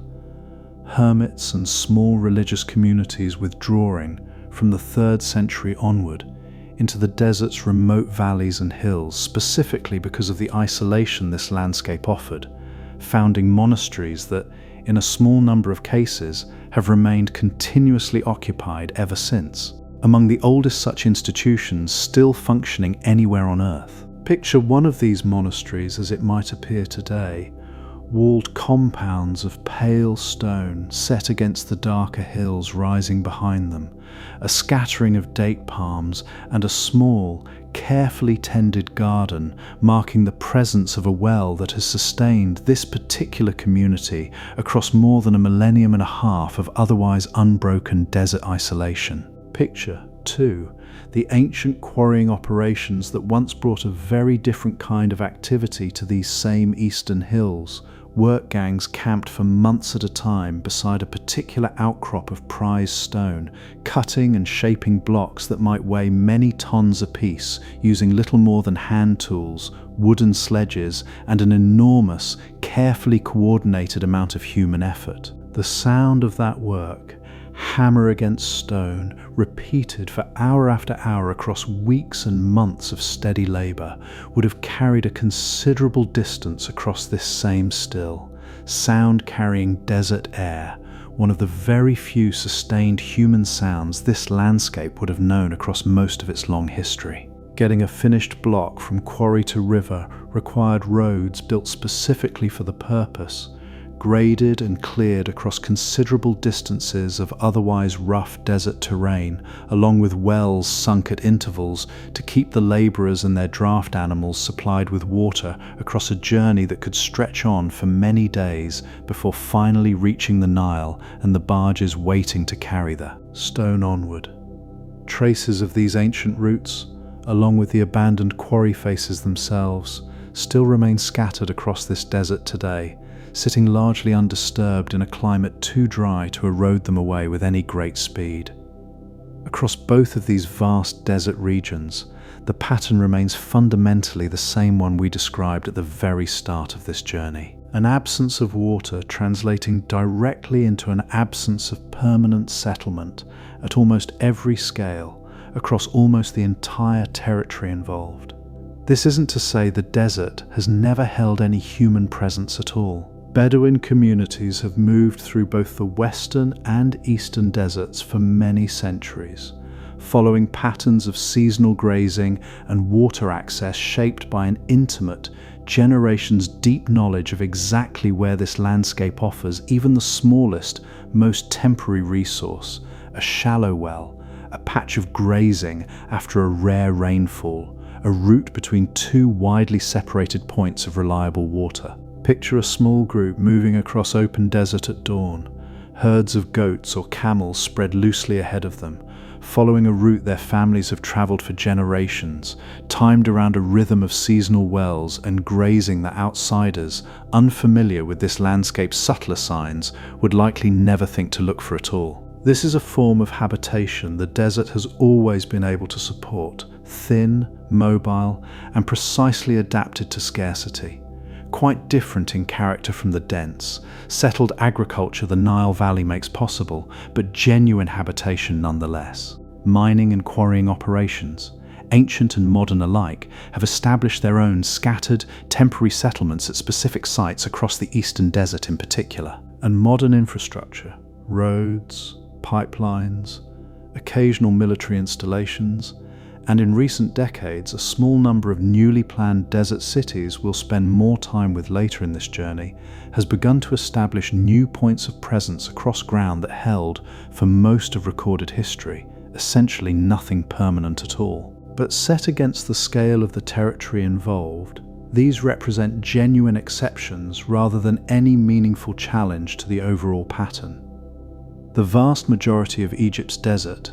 considered as a whole, remains today essentially what it has been for the whole of recorded history. An enormous stretch of arid, largely unoccupied land surrounding, on every side, the narrow, densely settled world of river and delta this documentary has spent so much of its journey exploring. And yet, scattered unevenly across this same enormous emptiness, a handful of genuinely remarkable exceptions exist. Places where water reaches the surface far from the Nile itself, sustaining small, isolated pockets of settled life in the middle of some of the driest terrain on the planet. These are the oases,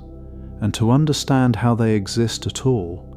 we need to think for a moment about water in a rather different sense than we have throughout most of this journey so far. Not water moving visibly across the surface the way the Nile does, but water resting far beneath it, held within porous rock deep underground, largely disconnected from the river and its floods entirely. Beneath much of the western desert, and extending well beyond Egypt's own borders into Libya, Sudan, and Chad, lies one of the largest known reservoirs of underground fresh water anywhere on the planet. A vast body of water held within porous sandstone formations far beneath the surface. Unlike the groundwater found beneath many other parts of the world, this particular reservoir isn't being meaningfully replenished by rainfall today, because the desert above it, as we've already spent considerable time describing, receives essentially none. Instead, this water is what hydrologists sometimes call fossil water, having soaked into the ground many thousands of years ago during a considerably wetter chapter of this region's climatic history, when what is now some of the driest desert on Earth received regular rainfall and supported rivers, lakes, and grassland across a landscape that offers no hint of any of that today. Ancient rock art discovered in scattered shelters and outcrops across this same desert, images of cattle, of swimmers, of animals entirely unsuited to arid conditions, preserves a faint, indirect record of that earlier, wetter world, painted by people living across a landscape that would, within a few thousand years, dry into the emptiness we've been describing throughout this stage of the journey. That ancient water has simply remained in place ever since, largely undisturbed, resting within the rock much the way we described the deep, patient groundwater beneath another river basin entirely on an earlier evening on this channel, though here shaped by a considerably drier and considerably more ancient climatic history than anything that particular story involved. Wherever this deep aquifer happens to sit close enough to the surface, or wherever a natural depression in the desert plateau cuts down far enough to intersect it, water can reach daylight, either rising naturally through springs or accessible through wells dug or drilled down to meet it. These points of access, scattered thinly across the vast desert surrounding them, are what allow an oasis to exist at all, small islands of genuine, sustained water in the middle of a landscape that otherwise offers none. Picture approaching one of these oases after a long stretch of travel across open desert, the ground ahead offering no hint of any change until, quite suddenly, a line of green appears against the horizon, palm trees first, visible from a considerable distance against the pale, otherwise unbroken desert surrounding them, and then, as you draw closer, the fuller shape of a genuine settlement, mud brick. Buildings clustered close together, cultivated fields spreading outward from the town in whatever direction the available water allows, date palms and olive groves providing shade and a measure of protection from the wind for smaller crops planted beneath them. The change here happens with exactly the same abruptness that has run through this entire journey, desert giving way to green, not gradually, but almost at once, the moment you cross whatever line marks the edge of the water's reach. Several such oases lie scattered across Egypt's western desert, spaced widely apart from one another and from the Nile Valley itself, connected across history by caravan routes that took considerable numbers of days to travel, water and shade at one oasis functioning as an essential resting point before setting out across the next long, waterless stretch toward the following one. A cluster of these settlements, somewhat closer together than most, forms what's sometimes called Egypt's New Valley, a string of oasis towns holding, between them, a genuinely distinct regional identity shaped by centuries of relative isolation from the denser world of the Nile itself. Each of these New Valley oases carries its own particular character, shaped by small variations in geology, in the depth and mineral content of the water reaching the surface, in the particular crops that generations of local farmers have found best suited to their own patch of reclaimed desert. One oasis might be known chiefly for its hot springs, water rising warm from deep underground and channeled into shallow bathing pools that have drawn visitors for medicinal reasons for many generations. Another might sit within a landscape scattered with striking white, wind-carved rock formations, chalky outcrops eroded over countless centuries into shapes that seem, in the shifting evening light, almost sculptural, standing pale and ghost-like against the surrounding darker desert. A traveller moving between these settlements, even now along paved roads rather than ancient camel tracks, would notice the desert itself changing character gradually between one oasis and the next, never losing its fundamental aridity, but shifting in colour, in texture, in the particular shape of the rock and dune formations scattered across it. Among these scattered settlements, one in particular has developed a character distinctive enough to deserve its own separate attention. Siwa, tucked into a depression close to Egypt's border with Libya, further from the Nile Valley than almost any other inhabited point in the entire country. Siwa's isolation across most of its history has been considerably more extreme than that of the other oases scattered further east, closer to the valley. This distance shaped a genuinely distinct local culture here, a community speaking its own particular language, related to the wider family of Berber languages spoken across parts of North Africa, but quite distinct from the Arabic spoken throughout the rest of Egypt, and maintaining traditions of architecture, craft, and social organization that developed largely independently from the customs of the Nile Valley for a very long stretch of this settlement's history. Picture the town itself, built for many centuries from a distinctive local building material, a mixture of salt and mud that hardens, once dried, into a surprisingly durable construction material well suited to this particular desert climate, though vulnerable, as it turns out, to the rare but occasionally heavy rainfall this region does sometimes receive. An old fortified settlement built almost entirely from this material still rises at the heart of the modern town, its walls weathered and, in places, genuinely eroding after a series of unusually wet years earlier in the past century, standing now as a striking, layered monument to centuries of accumulated building, abandonment, and slow decay. Beyond the town itself, Siwa's surrounding depression holds a scattering of natural springs and small lakes, some fresh, some considerably saltier, fed by the same deep aquifer sustaining every oasis across this desert,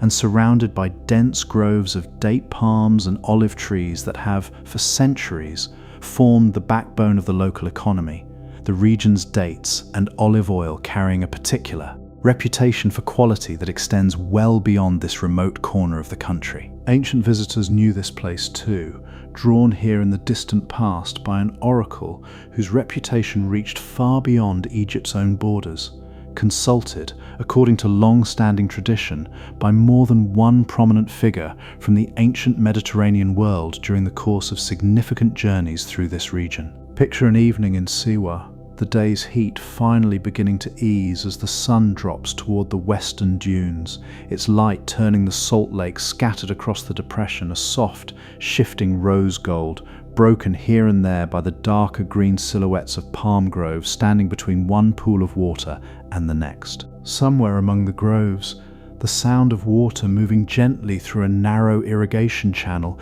carries a short distance before fading into the evening stillness, and the old fortified town rises against the darkening sky in the near distance, its eroded, layered walls holding, in their particular color and texture, centuries of this same landscape's accumulated history, salt and mud and palm wood, shaped, generation after generation, into a settlement that has always depended entirely on the same hidden water sustaining every other oasis scattered across this vast, dry country. Our small drop of water, somewhere back within the Nile itself throughout this entire stage of our journey, has no connection at all to the water sustaining these scattered desert oases, and it's worth pausing on that distinction for a moment because it says something meaningful about just how different these two water sources genuinely are. The river's water arrives freshly, year after year, carried down from distant highland rainfall that continues, reliably, in an ongoing cycle we've followed since the very beginning of this journey. The water beneath these oases, by contrast, arrived once, tens of thousands of years ago, during a climate this region no longer experiences at all, and has simply been waiting, ever since, patient and finite, for wells and springs to bring some small portion of it back to the surface. One of these water sources renews itself constantly. The other, for all practical human purposes, does not. This distinction carries real consequences for how sustainably each of these oases can continue drawing on the water sustaining it. A question that becomes considerably more pressing as modern wells, drilled deeper and pumping more efficiently than anything available to earlier generations, draw on this ancient reservoir at a pace the reservoir itself was never going to be able to match indefinitely. Some hydrologists studying this aquifer have described the water being drawn out today in certain locations as functioning less like a renewable resource and more like a mineral deposit,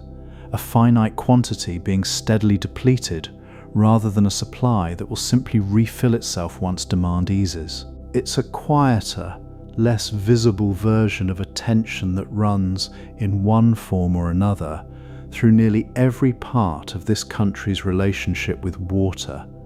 an ancient, essential resource, finite in its own particular way, sustaining a level of human presence that depends, ultimately, on using it with considerably more care than its apparent abundance might suggest at first glance. Beyond these scattered oases, in every direction that doesn't happen to intersect the deep aquifer close enough to the surface, the desert simply continues, exactly as empty and exactly as silent as everything we described at the start of this stage of the journey, stretching away toward borders, toward distant mountains, toward a horizon that holds, across the overwhelming majority of its length, nothing at all beyond sand and stone and the particular, patient stillness of a landscape that has looked essentially the same for longer than any of the settlements scattered so thinly across it have existed to notice. It's a landscape worth sitting with a little longer before we turn back, finally, toward the river and the dense, crowded world clustered along its banks, because it's this same vast, quiet emptiness, more than anything else, that makes the narrow, intensely settled world of the Nile feel as genuinely remarkable as it does. A thin, living thread drawn through country that would otherwise, across nearly its entire extent, offer nothing at all. And it's toward the densest, most crowded expression of that living thread that this journey turns next, back to the river's edge and to the enormous city that has grown across more than 1,000 years, at the exact point where the valley finally widens into the delta we spent time with a little earlier tonight. Picture the river reappearing gradually, the way any long absence tends to end, not with a single dramatic reunion, but with small, accumulating signs, a distant line of palm trees breaking the desert horizon, the faint suggestion of moisture returning to air that has carried none for days, a scattering of birds circling somewhere ahead where open water must finally be waiting, until finally the ground itself gives way once more from bare sand into the same intensely cultivated soil this whole journey has spent so much time exploring. And there, exactly at the point where the long, narrow valley finally opens into the wide, spreading delta, sits the largest city on this entire continent, a metropolis that has grown across more than 1,000 years, precisely at the hinge between these two very different versions of the same underlying landscape, its outline visible from a great distance against the surrounding desert, dense and unmistakable, long before any individual street or building resolves itself into view. Cairo occupies a position that makes a certain kind of sense once you consider everything this journey has already covered. It sits close to the point where Upper and Lower Egypt meet, close to the point where the valley widens into the delta, close enough to the desert's edge on both banks to have always felt, in some sense, like a city balanced precisely on the boundary this entire documentary keeps returning to, cultivated ground pressing in from one direction, open desert waiting patiently from the other. The city's roots, in one form or another, reach back considerably further than its current name and current form might suggest. Settlements have occupied this general stretch of the valley for thousands of years, drawn here by exactly the same geographic logic that would eventually make this spot Egypt's dominant urban centre, a natural crossing point of the river, a natural meeting place between the narrow world of the valley and the wider world of the delta beyond it. The city as it exists today, though, traces its more direct origins to a series of foundations layered one atop another across the centuries following the 7th century, successive rulers each establishing a new administrative centre a short distance from the last, until these separate foundations gradually merged into the single, sprawling urban mass that carries the name Cairo now. Older, even more ancient settlements once stood nearby as well, their remains still visible in isolated pockets across the modern city and its immediate surroundings, layered evidence of just how long this particular stretch of the valley has drawn people toward it, some of that evidence dating back so far that it belongs less to Cairo's own story than to the very earliest chapters of settled life. Anywhere along this river, picture the city's slow accumulation across all these centuries, the way you might picture sediment building up along a riverbank, layer settling upon layer, each generation adding its own quarter, its own monuments, its own dense tangle of streets, until the resulting whole holds within it a genuinely continuous record of well over 1,000 years of urban life, older districts pressed up directly against considerably newer ones, minarets from one century standing within sight of apartment towers from another, the whole accumulated weight of that history, now supporting a population larger than many entire countries hold within their borders, all of it still, in the end, drawing on the same single river that made every earlier stage of this same accumulation possible in the first place. The scale of this city today is difficult to describe with any single figure that fully captures it, because Cairo, in the way most people use the name, actually refers to an enormous, sprawling metropolitan area rather than any single, clearly bounded city in the usual sense. Depending on precisely which administrative boundaries you choose to include, estimates for the total population living within this wider urban area range from somewhere in the high teens of millions up toward 20 million or more, figures that shift noticeably depending on the source and the year, but that consistently place Cairo among the very largest urban agglomerations found anywhere on the African continent, and among a relatively small number of cities worldwide holding a population on anything close to this scale.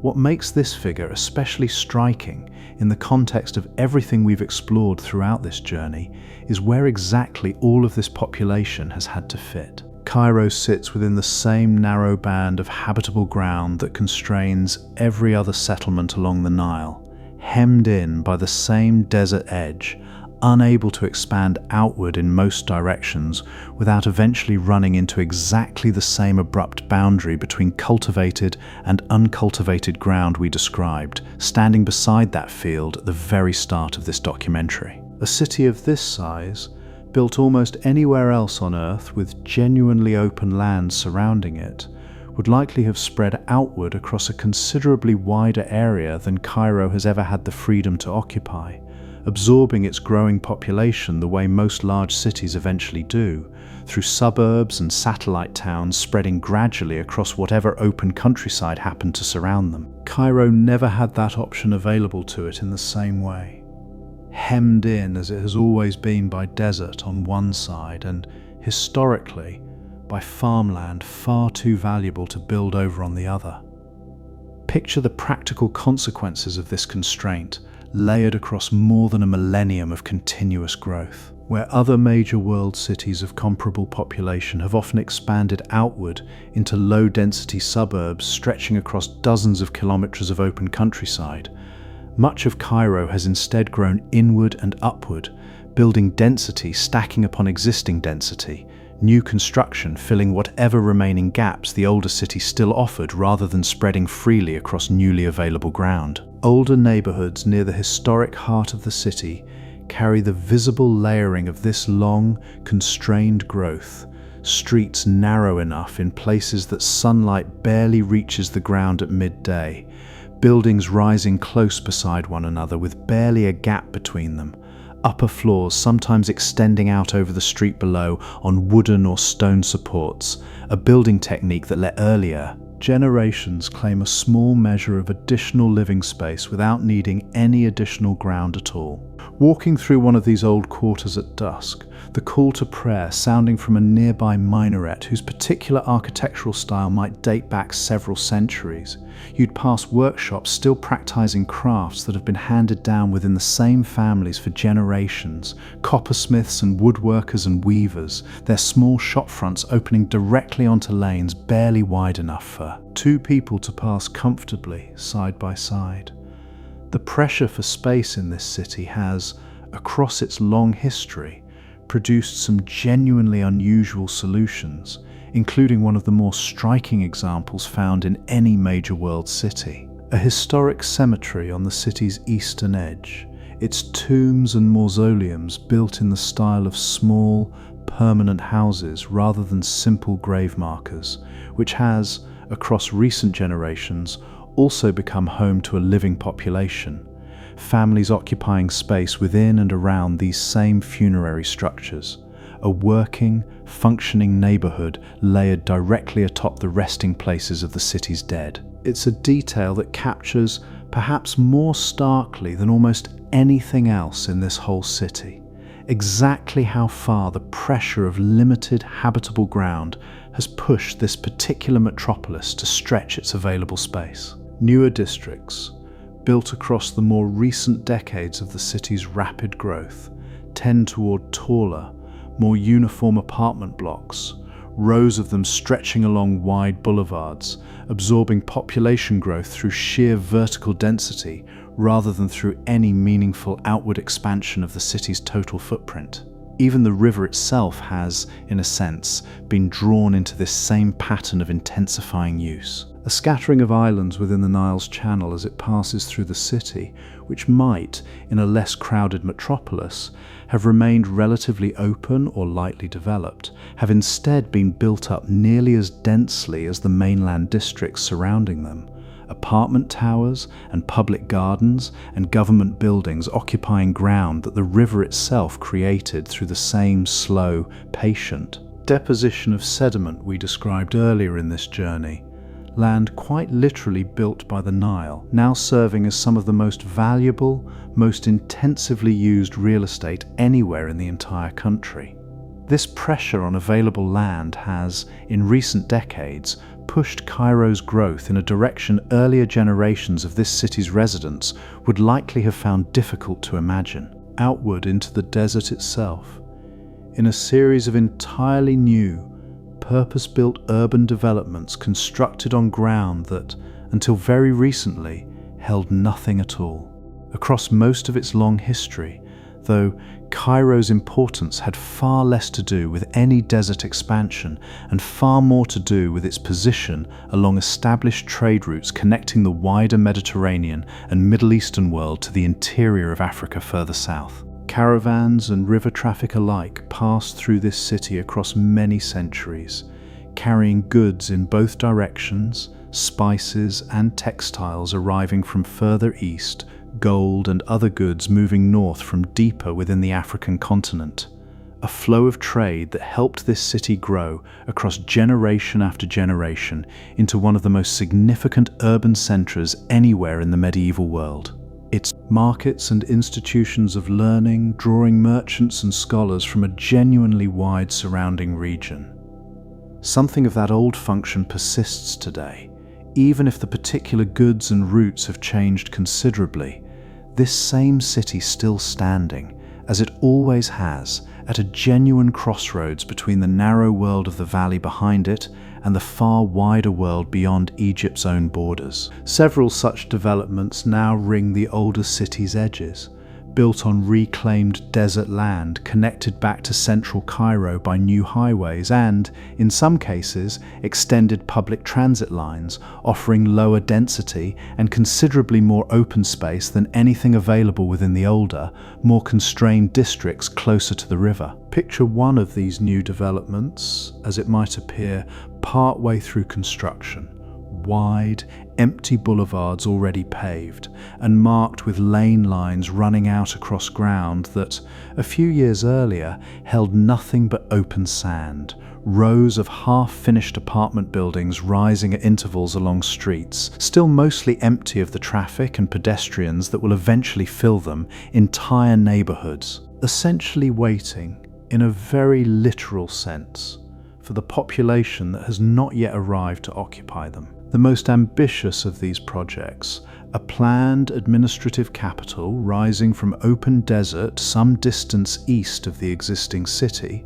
represents a particularly striking expression of the same underlying pressure this whole journey has been describing. A government and a growing population faced with an increasingly crowded historic core, choosing finally to build somewhere entirely new rather than continue layering additional density onto ground that has already absorbed so much of it across so many centuries. These new desert developments depend, of course, on exactly the same underlying constraint every other settlement in this country has always depended on. Water that has to be brought in specifically, pumped or piped considerable distances from the Nile itself, since the desert ground these developments occupy offers, on its own, none of the natural moisture the older city has always taken for granted. Engineers working on these projects have had to design entire new networks of pipeline and pumping stations specifically to move water uphill and outward from the valley floor toward development sitting, in some cases at a noticeably higher elevation than the river itself, an inversion of the gravity-fed irrigation systems that have served this country's agriculture for thousands of years, replaced here by a considerably more energy-intensive, mechanically dependent arrangement better suited to supplying drinking water and municipal use than to irrigating open fields. In this sense, even Cairo's newest, most determinedly desert-based expansion remains, at its core,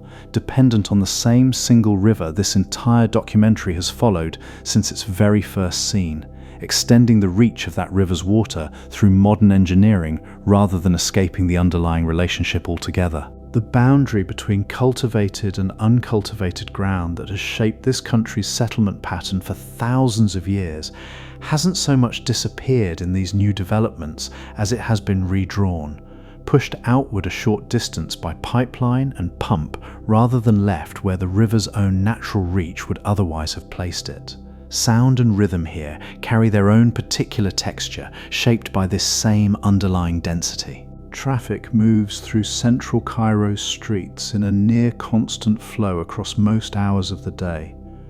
Car horns layering into a kind of ambient, ongoing chorus that long-time residents often describe as something they've stopped consciously hearing at all, background noise woven so thoroughly into daily life that its absence on the rare quiet morning can feel more noticeable than its presence ever does. Markets spill out from covered arcades into narrow surrounding streets. Vendors calling out the particular qualities of their produce or their wares in voices pitched to carry over the general hum of a crowd that, in the busiest districts, rarely thins out entirely at any hour. Small workshops tucked into ground floor spaces along these same streets add their own particular layer of sound. The rhythmic tap of a metalworker's hammer, the whir of a sewing machine running late into the evening, sounds that have, in some of these older quarters, continued in essentially the same form and the same location for generations. And yet, within this same dense, constantly active city, quieter pockets persist. An old mosque's inner courtyard, its stone worn smooth by centuries of visitors, offering a hush that feels almost startling after the surrounding streets. One of the oldest centres of religious learning anywhere in the Islamic world sits near the heart of the historic city, its courtyards and lecture halls having drawn students from across the wider region for over 1,000 years, a quiet, scholarly counterpoint to the commercial bustle filling the streets immediately surrounding it. A rooftop terrace somewhere above the crowded lanes below, catching an evening breeze moving up off the river, carrying with it a brief, welcome relief from the accumulated heat and noise of the day. The river itself, moving steadily through the middle of all this accumulated human activity, continues its same patient, unhurried flow regardless of everything happening along its densely populated banks, indifferent in its own way to the sheer scale of the city that has grown up depending on it. Beyond Cairo's crowded boundaries, back along the length of the valley, and out across the wide delta we explored earlier in this journey, the same river continues supporting an entirely different kind of density, not the vertical, urban density of apartment towers and narrow streets, but the older, more spread out density of farmland, worked continuously across generations by families whose relationship with this particular stretch of soil often extends back considerably further than anyone in the family can trace with any real precision. It's worth pausing for a moment on the relationship between these two kinds of density, the cities and the farmlands, because they aren't really separate stories so much as two expressions of the exact same underlying arithmetic. Cairo grew as large as it did, in part, precisely because the agricultural land surrounding it could support a population large enough to sustain a genuine city in the first place, and the farmland, in turn, has always depended on the roads, the markets, the administrative and commercial infrastructure that a city of Cairo's scale provides. Neither could have grown into its current form without the other, both drawing, ultimately, on the same single river and the same narrow band of workable ground. Agriculture along the Nile today looks, in many practical respects, quite different from the agriculture practiced here before the changes brought by the dam we spent time with a little earlier in this journey. The old rhythm of a single annual planting, timed to follow the flood's retreat, has given way to a considerably more continuous cycle, multiple harvests possible within a single year across much of the valley and delta, water now available on a managed, year-round schedule rather than delivered in one great seasonal surge. But the underlying constraint shaping where this agriculture can actually take place has remained, in its essential outline, exactly what it has always been. Cultivation confined to the same narrow band of ground the river's water can practically reach, bounded on every side by the same abrupt edge of desert this documentary has returned to again and again. Picture a field somewhere along this cultivated band in the cooler hours of early morning, mist still clinging faintly to the irrigation channels bordering it, a farmer already at work checking the flow of water into a particular row of crops, adjusting a small earthen gate that controls exactly how much of the channel's flow diverts into this specific section of field rather than continuing onward to the next. This kind of careful, granular water management, distributing a genuinely limited resource across an enormous number of individually held, often quite small plots of land, represents one of the more remarkable ongoing achievements of this entire agricultural system, a level of coordination and shared infrastructure that has had to be maintained generation after generation across a landscape offering essentially no margin for waste or mismanagement. Individual landholdings across much of this cultivated world tend to be small, often measured in a fraction of a hectare rather than in the broad, sweeping acreages more familiar to farmers working in less constrained parts of the world. Generations of inheritance, dividing family land among children and grandchildren across a country where new agricultural ground has never been easy to come by, have left much of the valley's farmland split into holdings modest enough that a single family might work several separate, scattered plots at once, walking between them along the same raised earthen paths that have crossed this landscape for longer than anyone currently working the soil could trace with any real precision. This fragmentation carries its own particular challenges. Plots too small, in many cases, to justify the larger mechanized equipment used on bigger farms elsewhere, but it has also sustained, across many centuries, an intensity and intimacy of cultivation, an attention to the particular needs of one specific small stretch of ground that larger, more industrialized farming operations rarely manage to replicate. Neighboring farmers, working plots that share a common irrigation channel have had to develop their own informal systems of cooperation and scheduling across generations, agreeing on whose turn it is to draw water on a given day, resolving disputes over shared boundaries and shared infrastructure through customs and understandings that, in many villages, long predate any formal government regulation of the same resource. The crops grown across this narrow, cultivated world vary considerably from one stretch of the valley to another and from one season to the next, but tend to include, across much of the country, a mixture of staple grains grown partly for local consumption and partly for the wider national market, along with cotton, historically one of Egypt's most significant agricultural exports and still, in certain regions, a defining feature of the local farming economy, sugarcane in the warmer stretches further south, and a wide range of fruit and vegetable crops supplying both domestic markets and, increasingly, international export as well. Rice cultivation, which requires standing water across much of its growing cycle, tends to concentrate particularly within the delta, where the flatter terrain and denser network of irrigation channels make this particular crop considerably more practical than it would be along the narrower, somewhat steeper valley further upstream. There's a genuine visual difference travelling between these two halves of the cultivated world worth pausing over briefly. The valley further south tends toward a somewhat narrower, more linear pattern of fields, following the tighter confines of the land available between river and desert bluff, date palms often marking field boundaries in long, straight rows planted generations ago. The delta, by contrast, opens into a considerably broader patchwork, fields spreading in every direction rather than confined to a single linear corridor, rice paddies holding their particular flat sheen of standing water through part of the year, giving the whole landscape, glimpsed from slightly elevated ground, a somewhat different character from the valley further south, wider, flatter, its irrigation, channels branching in every direction rather than running in the tighter, more parallel pattern the narrower valley tends to enforce. What makes this agricultural system genuinely remarkable, considered against the wider global picture, is simply how much food it manages to produce from how little actual land. Egypt's cultivated area, as we established carefully at the very start of this journey, comes to only a small fraction of the country's total territory.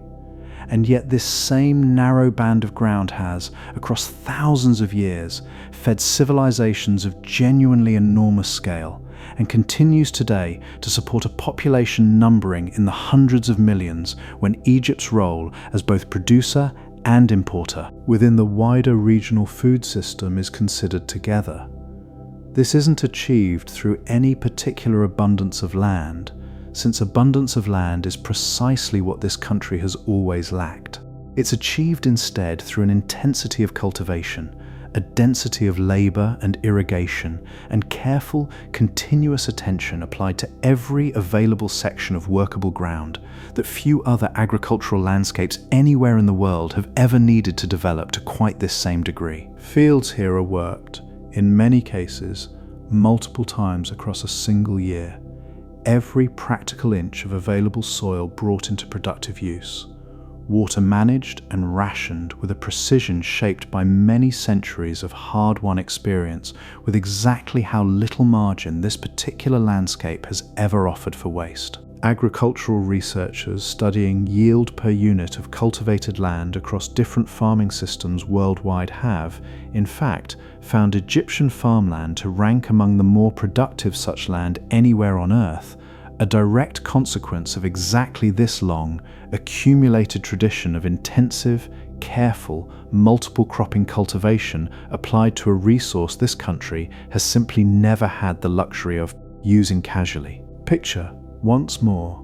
that same narrow band of green threading its way between valley and delta, carrying within its modest total area not just the overwhelming majority of this country's population, but the overwhelming majority of its agricultural production as well, an entire nation's food security balanced upon a strip of workable ground that, set against the vast desert surrounding it on every side, occupies only the smallest possible fraction of the territory this country actually holds. Our journey from here turns towards something we've mentioned in passing several times already, but haven't yet properly paused to consider on its own terms. What this entire landscape, city and farmland and desert together, actually looks like from high enough above to take in its full, complete shape at once. The narrow, living thread of river and cultivation, and the vast, quiet emptiness surrounding it on every side, resting together now beneath the same darkening sky that has settled this evening over the whole of this remarkable country. Picture, for a moment, the last light of day fading over Cairo's crowded rooftops, over the fields stretching away to the north and south, over the desert waiting patiently beyond every edge of cultivated ground. The whole of this layered, ancient, endlessly adaptive landscape settling together into the particular stillness that comes only after the heat of the day has finally, fully released its hold. It's from somewhere high above this same settling stillness that this journey will take its final look at everything we've followed so far tonight. Picture yourself rising now, slowly,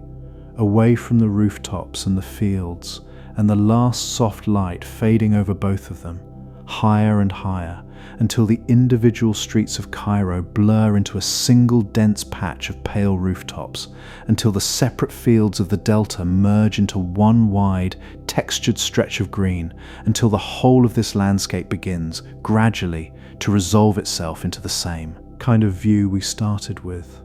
right at the very beginning of this journey. The climb itself has its own particular quality worth pausing over. At first, individual details remain visible: the glint of sunlight off a single irrigation channel, the dark, moving shape of a boat somewhere along the river, a scattering of palm trees marking the edge of one village giving way to the next. Then, gradually, those details begin to lose their edges, blending into broader patterns, individual fields merging into a single continuous texture, individual streets folding into the general shape of the city they belong to. Higher still, and even that texture begins to simplify, the whole cultivated world reducing itself to a single, unbroken band of colour, distinct from the pale desert surrounding it, but no longer showing any of the intricate detail that, from ground level, made every stretch of it feel so different from the one before. From up here, at true satellite height, the shape is unmistakable, exactly as it has been for as long as anyone has been able to look down on it from this kind of distance.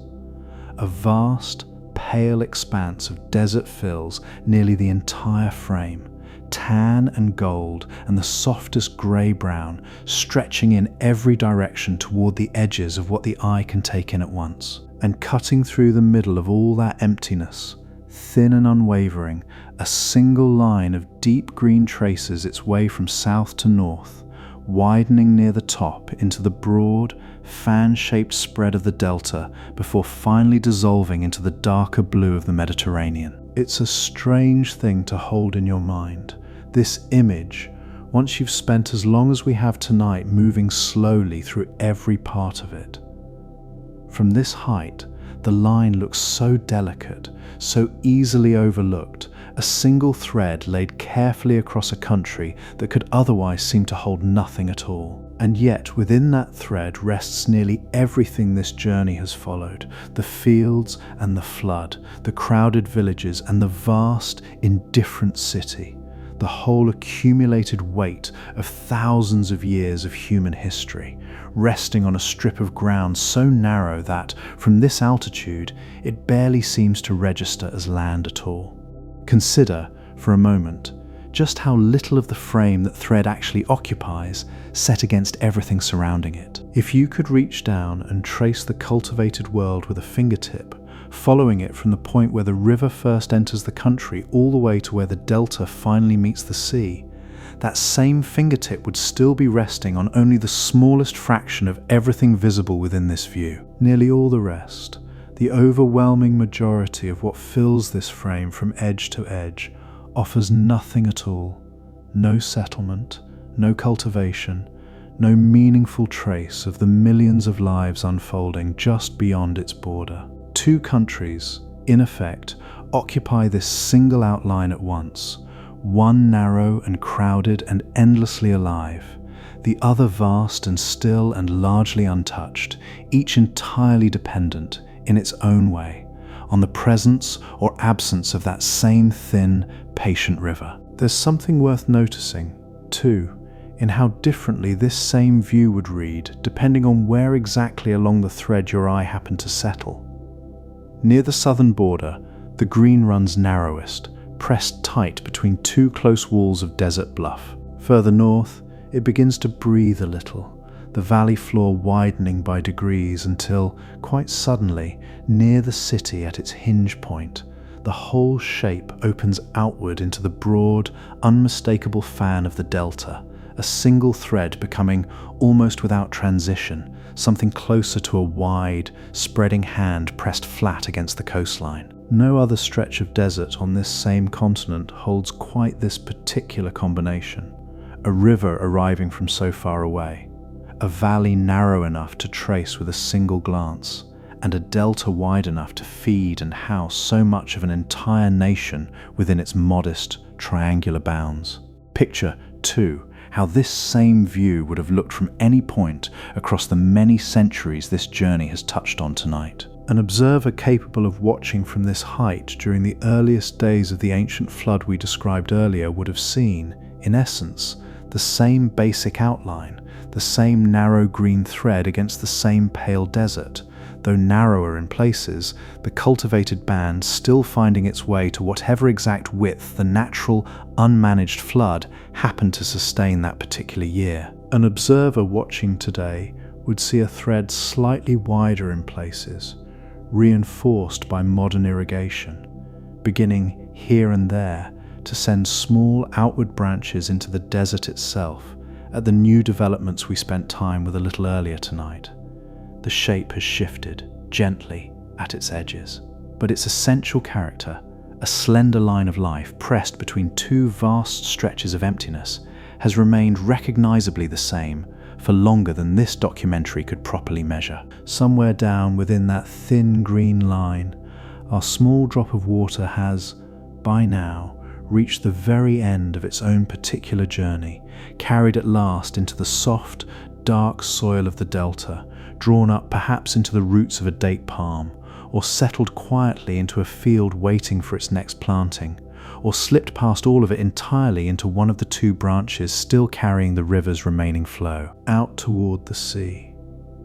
It doesn't matter, in the end, exactly which path it took. It was always going to end somewhere within this same narrow, patient world, one small part of a river that has been making this same journey in one form or another for longer than any of the civilizations it has sustained. Picture the whole shape of that journey once more,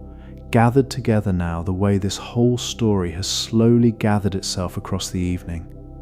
A river arriving from far to the south, carrying nearly all the water this stretch of desert will ever receive. A flood, once wild and unpredictable, now measured and released according to a plan, but still, underneath all that management, following the same ancient rhythm it always has. A valley pressed narrow between two deserts, holding within its modest width nearly an entire nation's people. A delta finally allowing that narrow thread to widen and breathe. A city grown dense enough to press against the very edge of the desert itself. And beyond all of it, on every side, the same vast, quiet emptiness that makes everything within that thin green line feel as remarkable as it does. Night is settling now, gently, across the whole of this landscape at once, the way it settles every evening, indifferent to everything this documentary has spent so long describing. Somewhere along the valley, The last light fades from a field's irrigation channel, the water inside it losing its color to the darkening sky above. Somewhere in Cairo, a million small lights begin flickering on across a city that never quite goes fully dark, rooftops and streets and minarets picking out their own particular glow against the night. Somewhere out in the desert, far from any of that light, the sand cools quickly beneath a sky already filling with more stars than the crowded valley below could ever hope to show. And somewhere at the delta's edge, the river slips quietly into the sea, the way it always has, the way it will again tomorrow, and the day after that, and for as long as the highlands far to the south keep sending their rain down toward this same patient, narrow, endlessly generous river. The boundary is still there tonight, exactly where it has always been. Green on one side, sand on the other, almost nothing in between. Egypt is still resting tonight, quietly, within that same narrow thread it has always depended on. The desert holding its own vast, unbroken silence on every side. The river moving steadily on, exactly as it has for thousands of years, long before us and long after us. Good night. Sleep well.